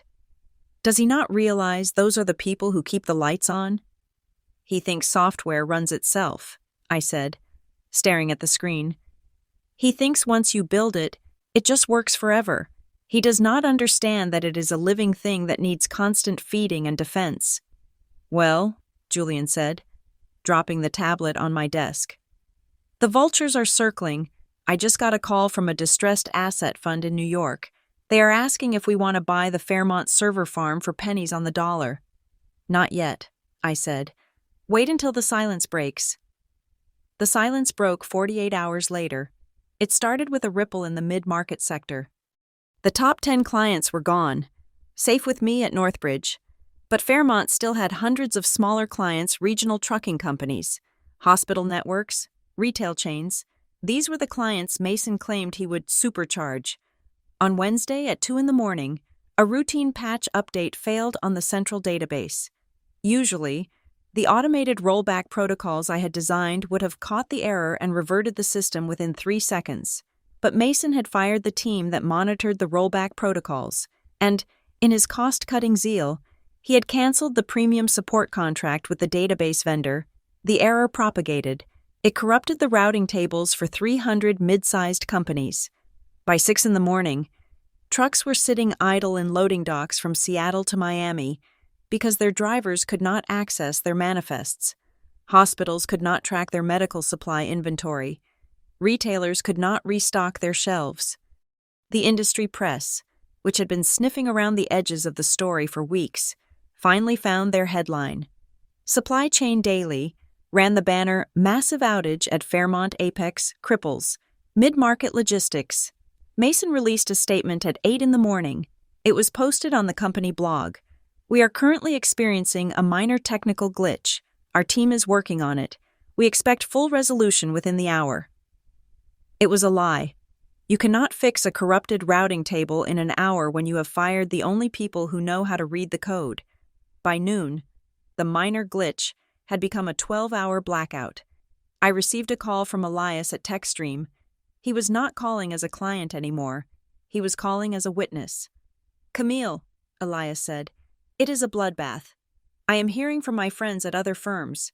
They cannot get anyone on the phone at Fairmont. The support lines are dead. The email servers are bouncing back messages. Is it true he fired the entire support staff?" "He fired the expensive ones," I said. "He kept the interns. Gregory is on CNBC right now, Elias said. You should turn it on. I pulled up the stream on my laptop. There was my father, Gregory Fairmont, sitting in a studio via satellite link.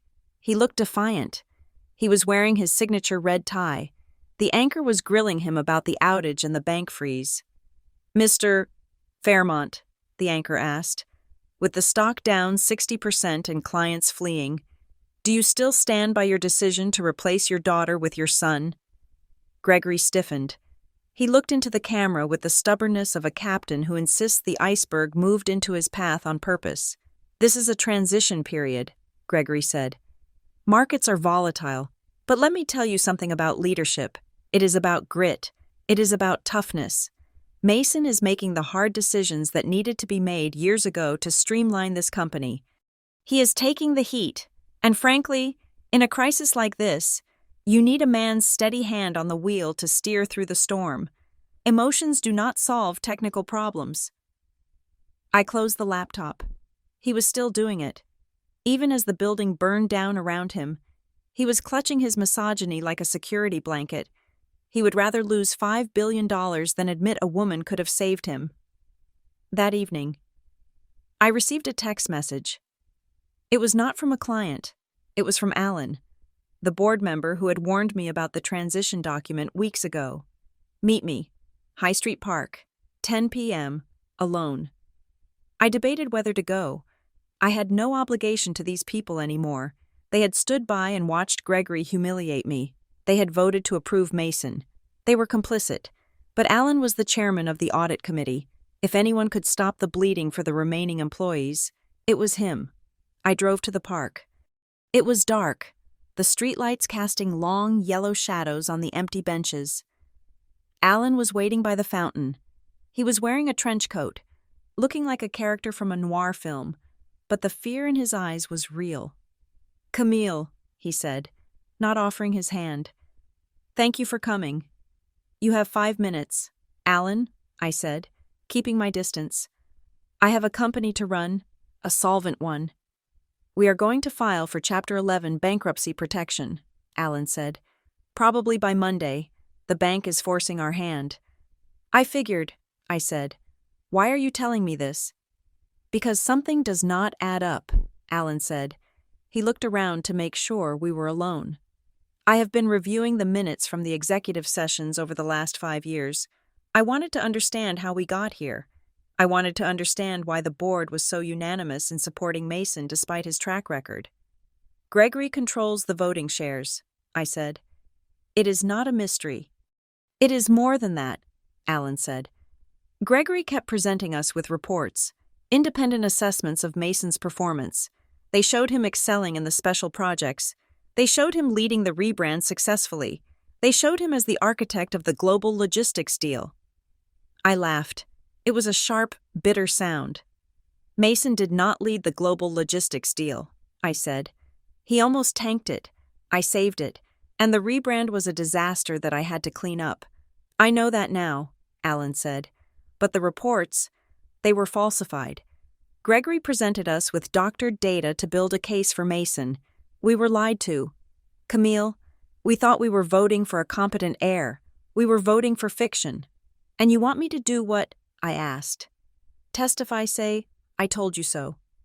I want the truth, Alan said. I need proof. If we can prove that Gregory acted in bad faith, that he knowingly presented false information to the board to elevate his son, we can remove him as chairman for cause. We can strip his golden parachute. We can maybe save some of the pension fund. I looked at Alan. He was asking me to destroy my father, not just defeat him in business, but destroy his reputation, his legacy, and his financial security. I thought about the employees who had just been fired. I thought about the 400 families who were wondering how to pay their mortgages tonight because Gregory wanted a son on the throne. I reached into my bag. I pulled out a thick envelope. Inside was a copy of the succession strategy memo I had found in the basement. The one where Gregory explicitly stated, "She is the engine, but Mason is the driver," the one dated 4 years ago. I also included a timeline I had compiled. It juxtaposed the official board reports against the actual project logs. It showed Mason's absences. It showed the dates he was in Miami while I was in the server room. It showed the emails where Gregory instructed the HR director to rewrite Mason's performance reviews. I held the envelope out to Alan. "This is everything," I said. "It proves he never cared about competence. It proves the fix was in from day one." Alan took the envelope. He felt the weight of it. "Thank you. Camille," he said. This changes everything. This is fraud. This is a breach of fiduciary duty." "It is just the truth," I said. "Do with it what you want." I turned to leave. I wanted to go home. I wanted to wash the Fairmont dirt off my hands forever. "Wait," Alan said. His voice was different now, sharper. I turned back. "There is one more thing," Alan said. "While I was digging through the financials, I found something else. Something that goes beyond just bad management." "What?" I asked. The wind blew through the park, rustling the dry leaves. Alan stepped closer, lowering his voice to a whisper. "Since the day you left," Alan said, "there have been a series of outgoing wire transfers, massive ones, under the guise of consulting fees and emergency vendor payments. They are going to shell companies in the Cayman Islands." I frowned. "Mason is trying to hide money." "I do not think it is Mason," Alan said grimly. "Mason is too stupid to set up offshore shells in a week. These accounts were set up months ago. Someone knew the ship was going to sink. Camille, someone started drilling holes in the hull to speed it up, and now they are looting the vault before the water hits the ceiling." "Who?" I asked, a cold chill running down my spine. Alan looked at the envelope in his hand, then back at me. "The transfers were authorized by the CFO," Alan said, "but the ultimate beneficiary on the shell accounts. I traced the registration agent." He paused. "It links back to a personal holding company.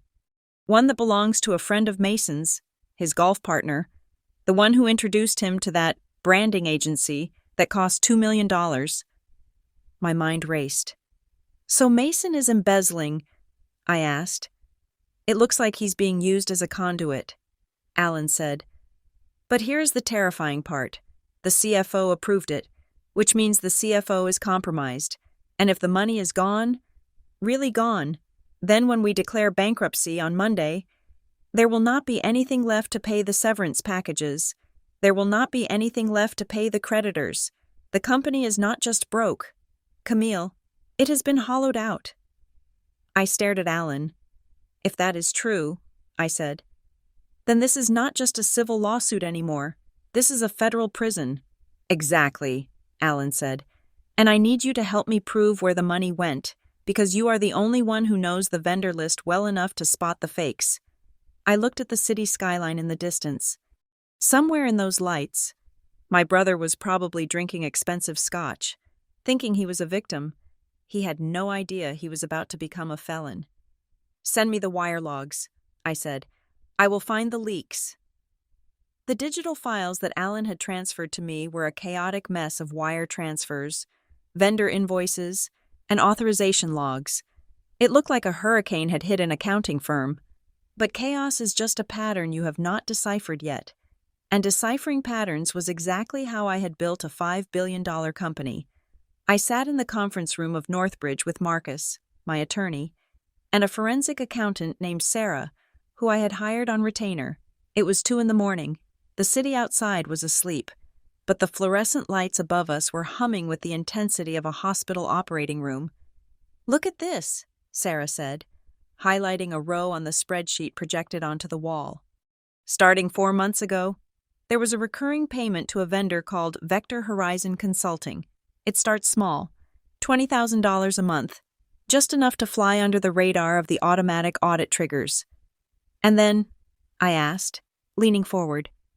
"Then, the week after you leave," Sarah said, tapping the key. "It jumps, $150,000, then $200,000. Last week, they wired $500,000 for emergency strategic realignment services." "I have never heard of Vector Horizon," I said, "and I vetted every single vendor in the system." "That is because they did not exist 6 months ago," Marcus added, sliding a corporate registration document across the table. They were incorporated in Delaware exactly 2 weeks before Gregory announced the leadership change. The registered agent is a generic law firm, but look at the signatory on the service agreement. I looked at the signature. It was a scrawl, barely legible. But the printed name below it made my stomach turn over. Carter Vance. I knew that name. Carter Vance was not a consultant. He was not a logistics expert. He was a guy who spent 4 days a week at the country club. He was Mason's best friend. He was the man Mason had gone to Cabo with for his bachelor party. It is a kickback scheme, I said, the realization settling in like cold concrete. Mason is approving payments to his friend's shell company. Carter takes a cut, and I guarantee you the rest finds its way back to Mason's private accounts. It is clumsy, Marcus said. It is the kind of fraud you commit when you think nobody is watching. But here's the problem. Camille, the CFO signed off on these. Look at the authorization codes. I looked. The chief financial officer, a man named Peter who had worked for my father for 20 years, had digitally signed every single transfer. Peter was conservative. He was terrified of the IRS. He would never approve a fraudulent transfer unless he was coerced, or unless he thought it was part of a larger sanctioned strategy. I need to talk to Linda, I said. Linda was the former accounts payable manager.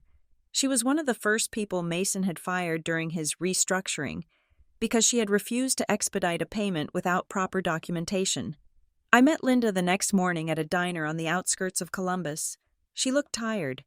She was stirring her coffee with a kind of nervous energy that told me she had been waiting for someone to ask her what she knew.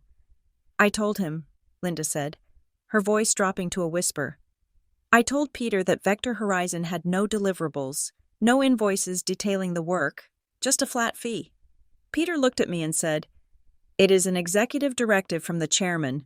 Just pay it." "From the chairman?" I asked. "From Gregory." "That is what he said," Linda confirmed. Peter said that the family was moving assets to protect them from market volatility.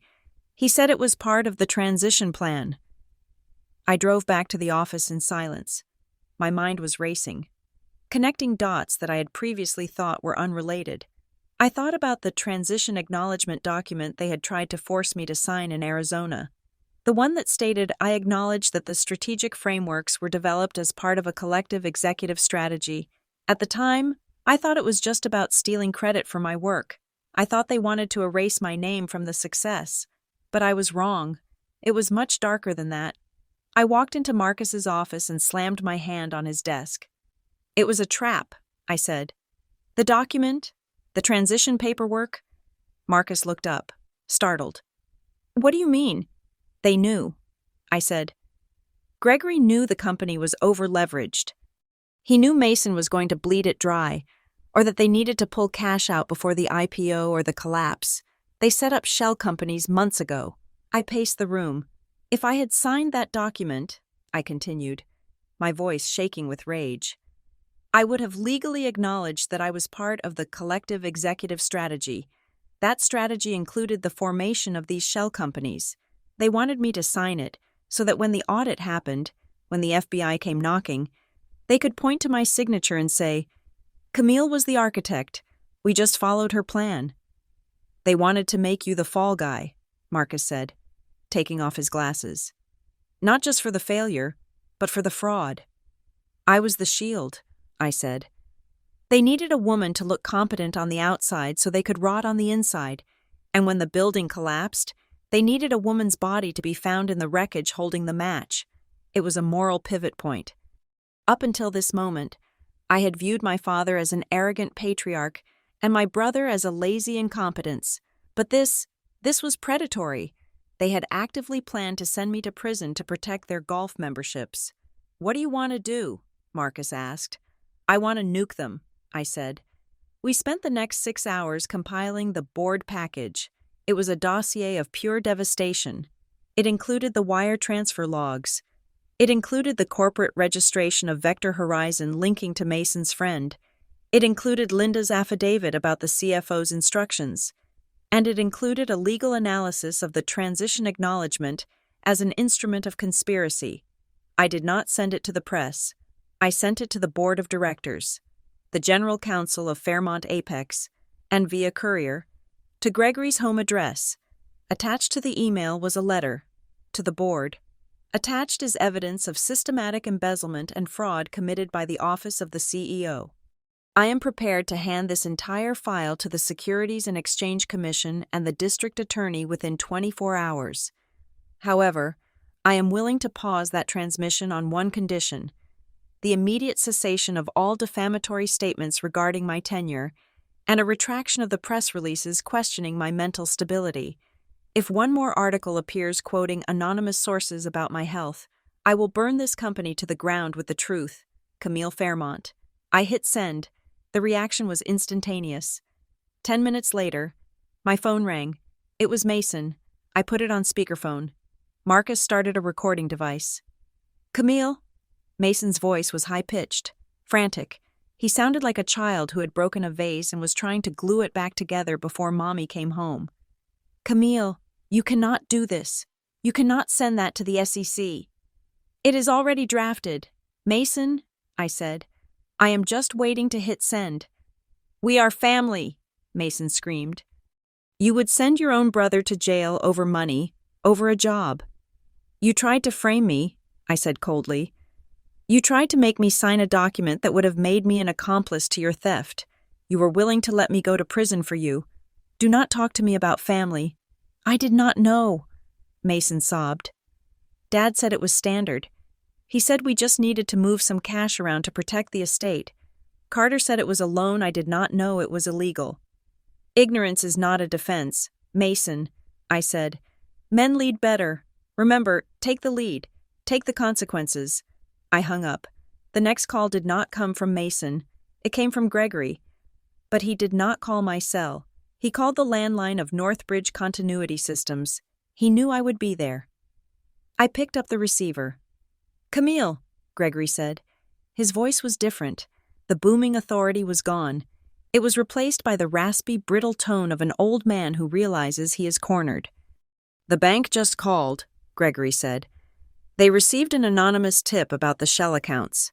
They are threatening to exercise the debt recall clause immediately. If they do that, they seize the assets. They seize the house. They seize everything. You should have thought about that before you authorized the transfers, I said. I can fix this, Gregory said. But I need you to stop the board from voting. They are calling an emergency meeting tonight. They want to oust me. They want to oust Mason. They should, I said. If they oust us, Gregory said. The company collapses completely. The assets get sold for scrap. The employees, the ones you care about so much, get nothing. Their pensions are tied to the stock. Camille, if the stock goes to zero, the pension fund evaporates. I gripped the phone. He was doing it again. He was using the people I cared about as human shields. What do you want? Gregory, I asked. A meeting, he said. Just you and me. No lawyers. No Mason. Come to the house, the study. Let us end this where it began. Why should I trust you?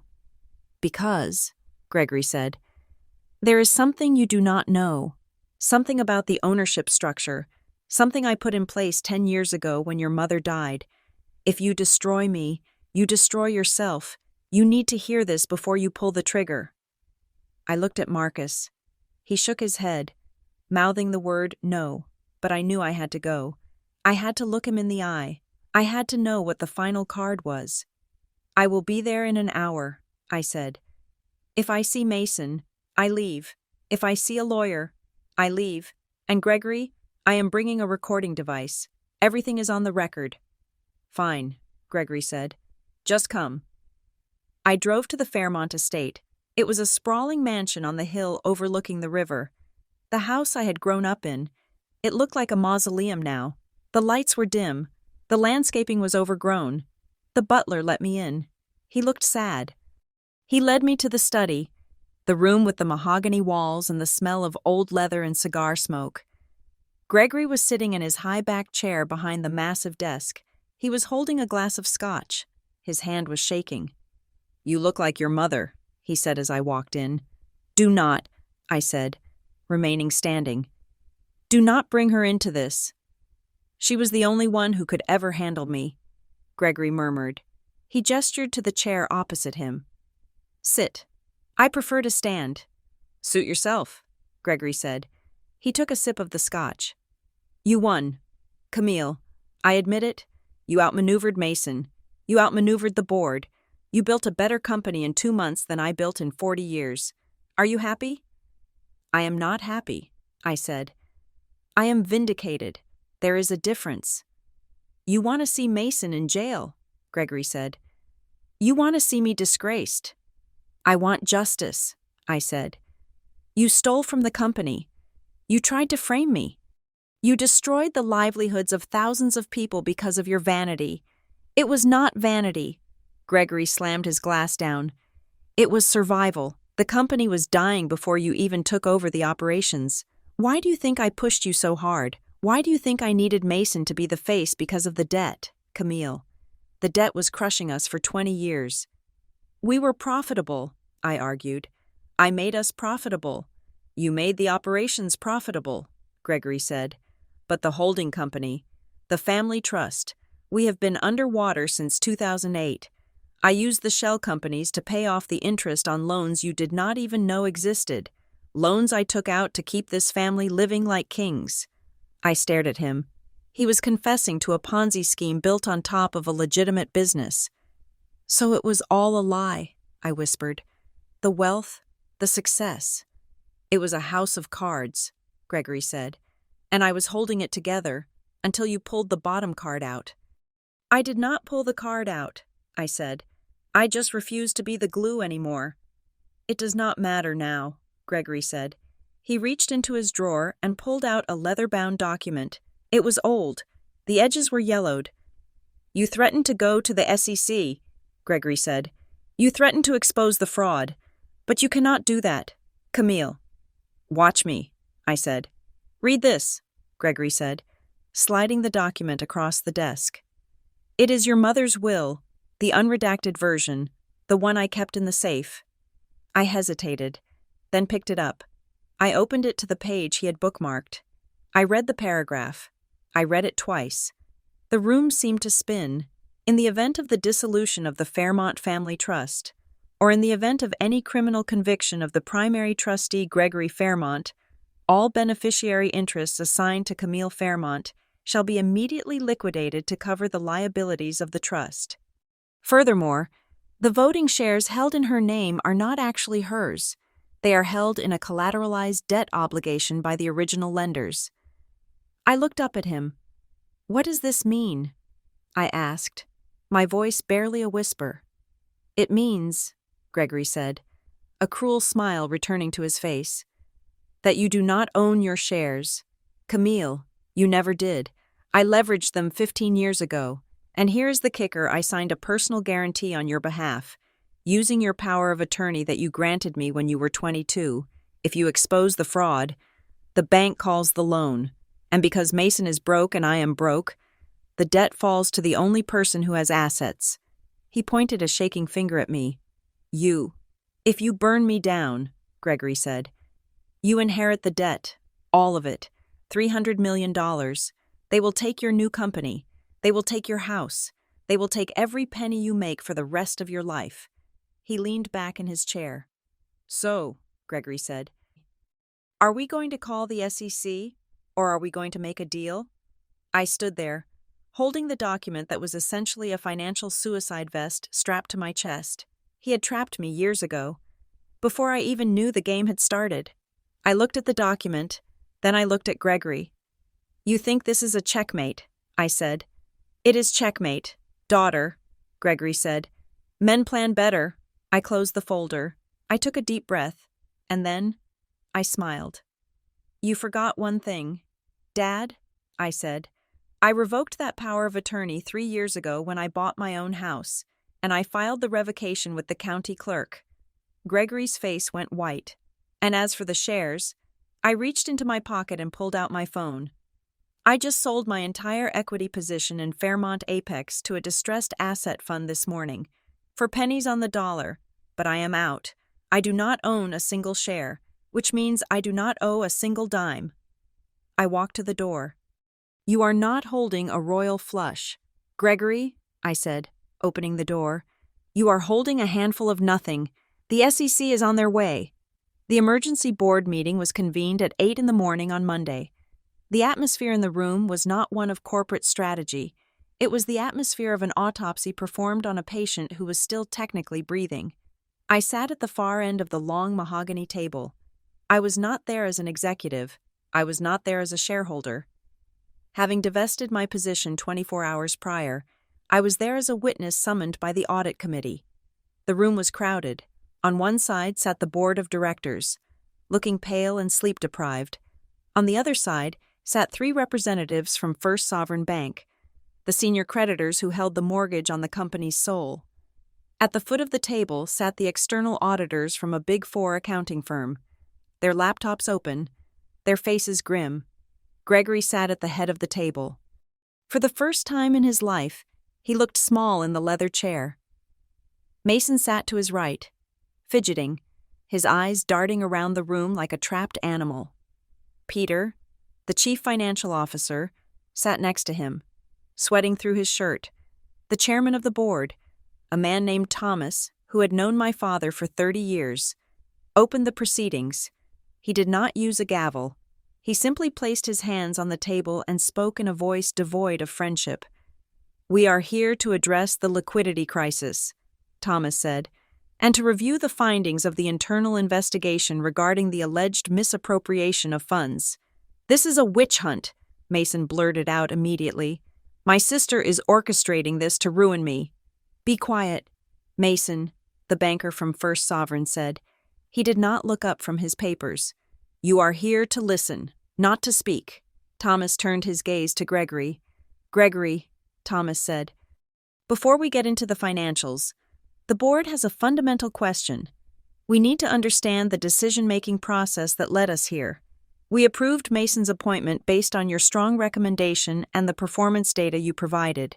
But in light of the operational collapse of the last 8 weeks, we need to know the truth." Thomas leaned forward. "What were the specific, objective criteria you used to determine that Mason was qualified to run a $5 billion enterprise?" Gregory straightened his tie. He looked at me, then back at Thomas. He opened his mouth to speak, likely to launch into one of his speeches about legacy and bloodlines. "He has the instinct," Gregory started. "He understands the brand. He has the strength." "Strength is not a metric, Gregory," Thomas cut him off. "We are looking for competencies." Did he understand the P&L? Did he understand the tech stack? Did he have a relationship with the key accounts? "He is a Fairmont," Gregory said, his voice rising defensively. "He has the leadership DNA. And frankly, this industry, it requires a certain presence, a certain forcefulness that—" Gregory trailed off. He stopped because he realized where the sentence was going. He was about to say it again. Men lead better. But he looked around the room.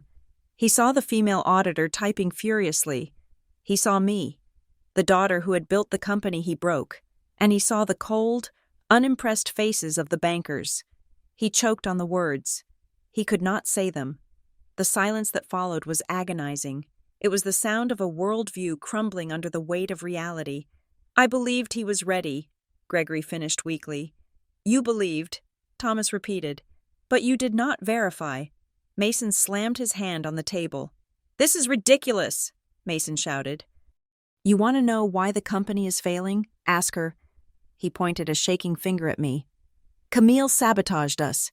She stole the top 10 clients. She breached her non-compete. She has been bad-mouthing us to the entire industry to drive our stock price down so she could look like the hero." All eyes turned to me. I did not stand up. I did not raise my voice. I simply slid a folder across the polished wood surface toward the center of the table. "I did not steal a single client. Mason," I said. "I caught the ones you dropped." I looked at the bankers. "In that folder, you will find copies of the correspondence between Fairmont Apex and the top 10 clients. You will see that every single one of them initiated the termination of their contracts after Mason took over, and they did not leave because of me. They left because of this." I pulled out a second document. It was a printout of an email Mason had sent to the engineering team 3 weeks ago. On the 12th of last month, I said, addressing the room, Mason authorized the removal of the redundant firewall protocols to save $40,000 a month in server costs. He called it optimizing the stack. 2 days later, the Defense Logistics Agency detected a vulnerability in their supply chain data caused by that removal. They left because you compromised national security protocols to save pennies. Mason turned red. That was a technical decision I relied on my team. You fired the team that told you not to do it, I countered. I have the termination logs here as well. I turned to the next page. And here, I continued, is the proposal Mason sent to TechStream. He offered a 20% discount in exchange for removing the key executive continuity clause. He was literally selling the company's long-term revenue safety to buy a quick signature. I looked at Thomas. The clients did not leave because of a conspiracy. They left because the governance failed. They left because the CEO decided that safety was too expensive. The room was silent. Save for the hum of the air conditioning, the evidence was physical, irrefutable. It lay on the table like a weapon. That is enough regarding operations, the lead auditor said. He was a man with glasses and a voice like sandpaper. We need to discuss the cash flow. The auditor stood up and connected his laptop to the main screen. A spreadsheet appeared. It showed the wire transfers to Vector Horizon Consulting. We have traced $3 million in payments over the last 4 months to this entity, the auditor said. There are no invoices, no scopes of work, no deliverables, just flat fees approved directly by the CEO and countersigned by the CFO. Peter, the CFO, put his head in his hands. We have also confirmed, the auditor continued, that Vector Horizon has no employees. Its registered address is a mailbox in a strip mall, and its primary bank account is linked to a holding company controlled by Mr. Carter Vance. The auditor looked at Mason over the rim of his glasses. Mr. Vance is listed in the company guest logs as a frequent personal visitor of the CEO. They play golf together every Thursday. The auditor turned to Peter. Peter, the auditor asked, why did you authorize these payments? Peter looked up. He looked at Gregory. He looked at Mason. He looked like a man who knew his pension was gone and his freedom was next. I was told it was for a confidential acquisition, Peter whispered. I was told it was a strategic reserve being moved off the books to protect it from a potential hostile takeover. I was following orders. Whose orders? Thomas asked. The chairman's, Peter said, and the CEO's. Gregory went pale. He sat back in his chair, his mouth slightly open. He looked at the board members, his old friends, and saw only disgust. He realized then that he had lost something more valuable than the money. He had lost the good father narrative. He was no longer the benevolent patriarch who made a tough choice for the legacy. He was a co-conspirator in a petty theft. He was a man who had looted his own house to keep up appearances. I never told you to pay a shell company, Gregory stammered. I told you to manage the cash flow. I told you to be creative. Creative? Thomas asked, his voice dripping with ice. Is that what we are calling embezzlement now? It was not an embezzlement, Mason screamed. He stood up, knocking his chair over backward. It clattered loudly against the floor-to-ceiling window. It was a bridge loan, Mason yelled. We were going to pay it back. We just needed cash to cover the margin calls on the personal accounts. You do not understand the pressure I was under. Sit down, Mason, the banker said. No, Mason shouted. He was unraveling. The perfectly gelled hair was disheveled. The expensive suit looked like a costume. You are all looking at me like I am a criminal, but I am the victim here. I did not want this job. I wanted to stay in marketing. I wanted to live my life. He turned on Gregory. The look in his eyes was pure, unadulterated hatred. You made me do this, Mason screamed at our father. You told me I had to take the chair. You told me Camille was too soft. You told me that if I did not take the job, you would cut me off from the trust fund. Gregory stood up, his hand raised as if to strike him. Mason, shut your mouth. No, Mason roared. I am done covering for you, the shell companies. That was your idea. Dad, you set them up in 2008. I just used the ones you built. You told me how to do it. You said, just move the money, son. Nobody checks the consulting line items. I only did what you told me to do. The confession hung in the air. It was absolute. It was recorded by the court reporter in the corner. It was heard by the bank. It was heard by the auditors. Mason had not just confessed to fraud. He had implicated the chairman in a decade-long scheme of financial manipulation. Gregory sank back into his chair. He looked at me. His eyes were pleading, begging for me to intervene, to say something, to pull some magic trick out of my sleeve to save the family name. I looked back at him. I thought about the 12 years I had spent fixing his mistakes. I thought about the "men lead better" speech. I thought about the transition document designed to frame me. I said nothing. I just watched. Thomas, the chairman, took a deep breath. He looked physically ill. In light of the revelations regarding unauthorized financial transfers and the breakdown of corporate governance, Thomas said, his voice shaking slightly, I am moving for the immediate removal of Mason Fairmont as CEO and the suspension of Gregory Fairmont as chairman, pending a full forensic investigation. Seconded, another board member said instantly. All in favor? Thomas asked. Every hand on the board side of the table went up. The motion carries, Thomas said. Mason, you are relieved of your duties effective immediately. Security will escort you from the building. Peter, you are suspended without pay. Mason stood there, panting, looking around the room. He looked at the empty chair where his power used to be. He looked at the banker. You cannot fire me, Mason whispered. I own the voting shares. My father owns the voting shares. We control 51% of this company. Actually, the representative from First Sovereign Bank stood up. He was a tall man with gray eyes and a suit that cost more than Mason's car. He buttoned his jacket slowly. That is not relevant anymore, the banker said. What do you mean? Gregory asked, his voice a husk. We have rights. We have the controlling interest. Mr. Fairmont, the banker said, opening a leather portfolio. At 8:05 this morning, 10 minutes into this meeting, First Sovereign Bank formally filed a petition with the Delaware Bankruptcy Court. The room went dead silent. We have accelerated the debt, the banker continued calmly. Fairmont Apex is in default of its primary covenants. The debt-to-equity ratio has exceeded the maximum allowable threshold due to the collapse of the share price and the irregularity of the cash reserves. Furthermore, the confession of fraud we just witnessed constitutes a material breach of the bad boy carve-outs in your personal guarantees. He looked at Gregory, then at Mason. We are not waiting for you to vote, the banker said. We have petitioned the court for immediate Chapter 11 protection.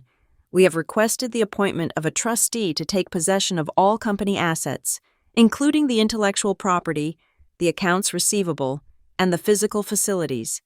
You are seizing the company, Gregory whispered. We are securing our collateral, the banker corrected.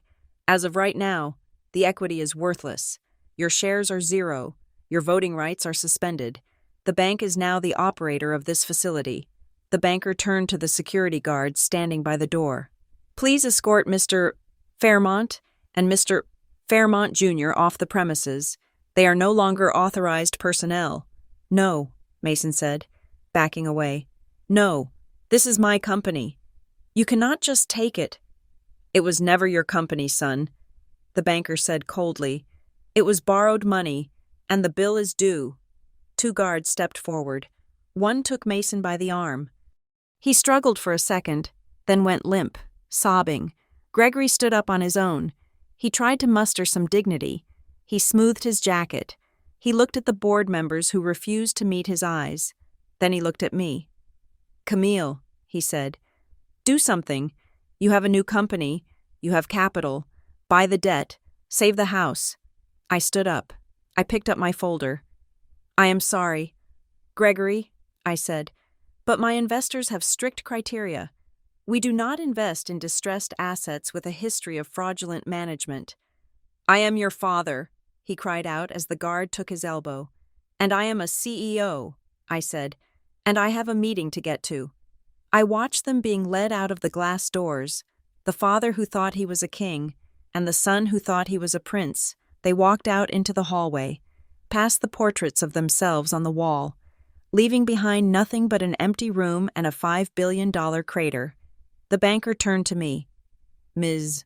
Fairmont," he said, "since you are here, and since you seem to be the only person who actually understands the operational value of these assets, perhaps we should talk." "Talk about what?" I asked. "Liquidation." The banker said, "We are going to sell the core business units to recoup our losses. We need a buyer who can execute a seamless transition for the remaining clients, someone they trust." I looked at the banker. I looked at the empty CEO chair. "I am listening," I said. The week following the bankruptcy filing of Fairmont Apex was not filled with the dramatic explosions of an action movie. It was filled with the quiet, suffocating sound of cardboard boxes being taped shut. The Chapter 11 filing triggered an automatic stay on all creditors, but it also triggered the reality of corporate death. The Grand Lobby in Scottsdale, where I had been humiliated just 3 months prior, was now quiet. The blue LED screens were turned off to save electricity. The security guards were no longer there to protect the executives. They were there to ensure that angry employees did not steal the monitors on their way out. Thousands of people were in limbo. The vendors had stopped shipping. The servers were being throttled. The empire was frozen in ice. But while Fairmont Apex was freezing, Northbridge Continuity Systems was burning hot. We were the only ones with a lifeboat. I sat in a conference room with the bankruptcy trustee, a court-appointed official whose job was to sell off the carcass of the company to pay the bank. Across the table sat the representatives from First Sovereign Bank. Next to me was Julian Blackwood, my investor. "We are not interested in the brand," I told the trustee. "The Fairmont name is toxic. We are not interested in the liabilities, the lawsuits, or the leases on the fancy offices. We are interested in the assets defined in Schedule B." I slid a list across the table.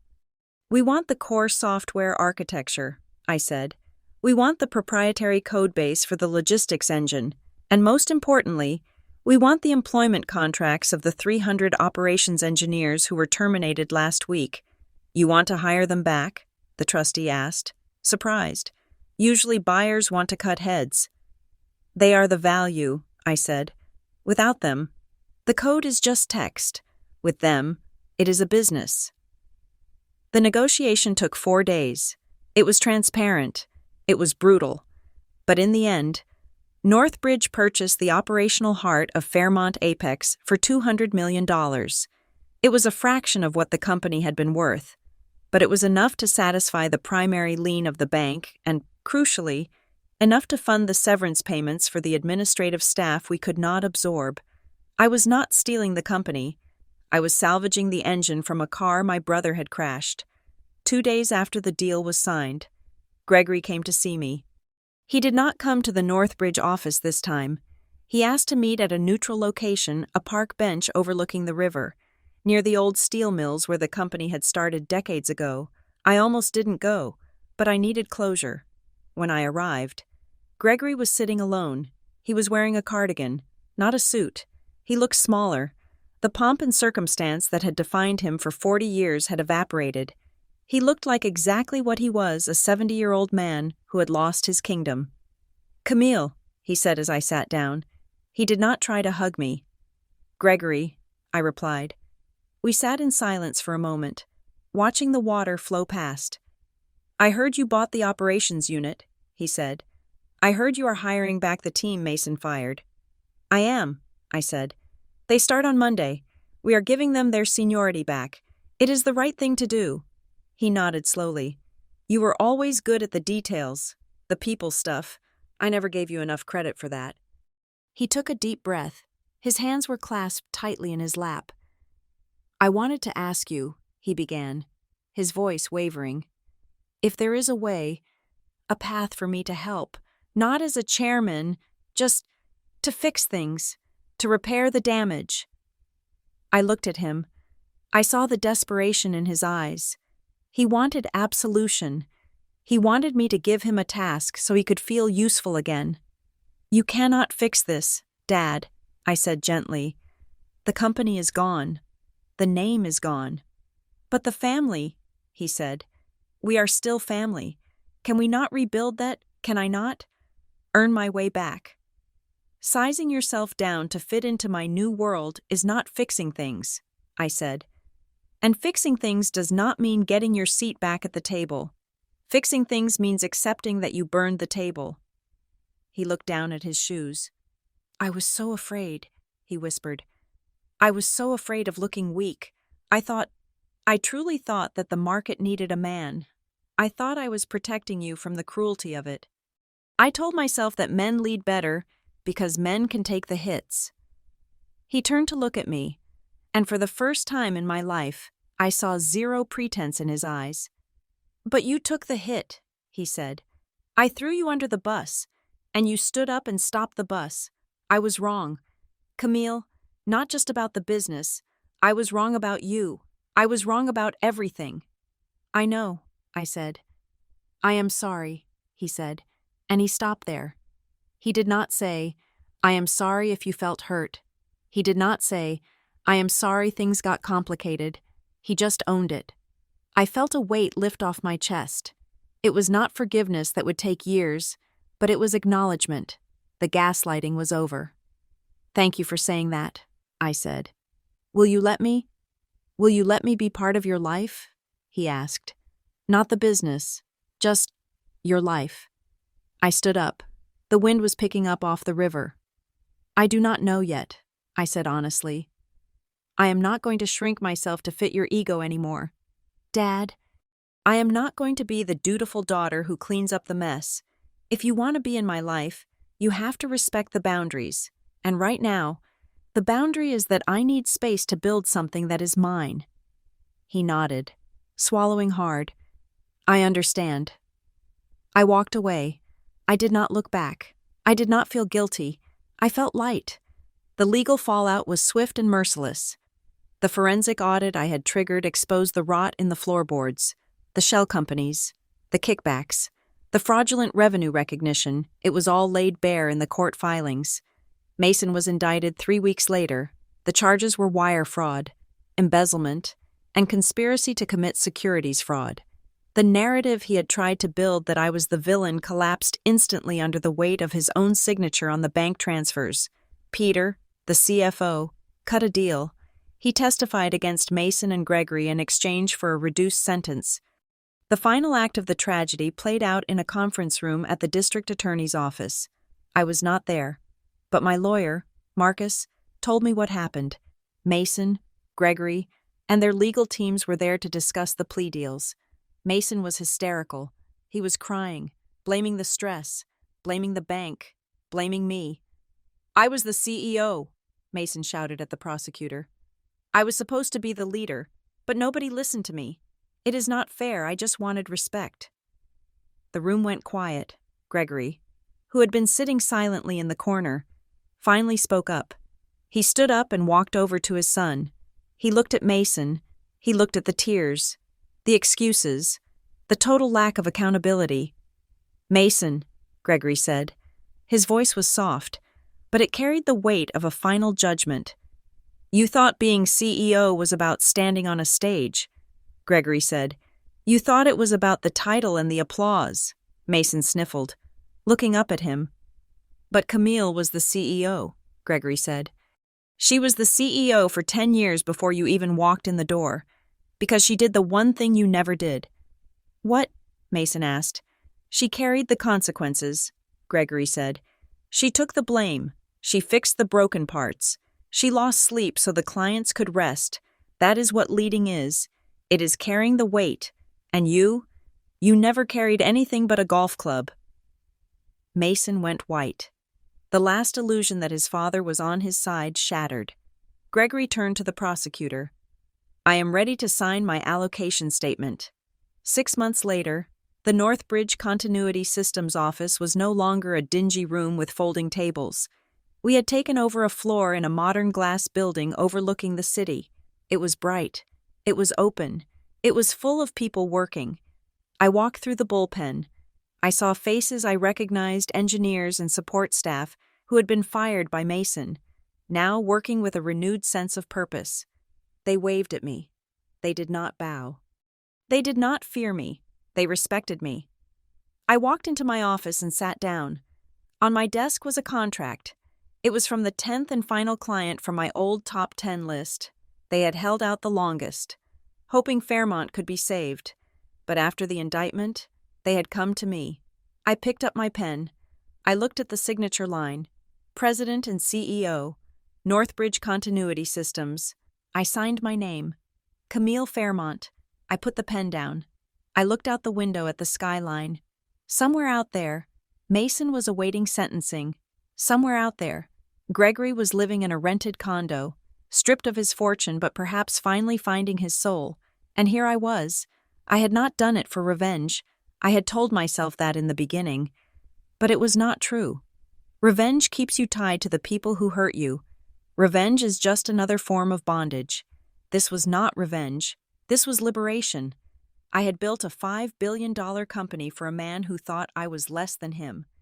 Now, I was building a company for myself, based on the truth that competence is the only currency that matters. I picked up my phone. I saw a text from Richard Sterling. Contract received. Glad to be back in safe hands. Lunch next week. I smiled. Yes, I whispered. Lunch sounds good. I turned off my computer.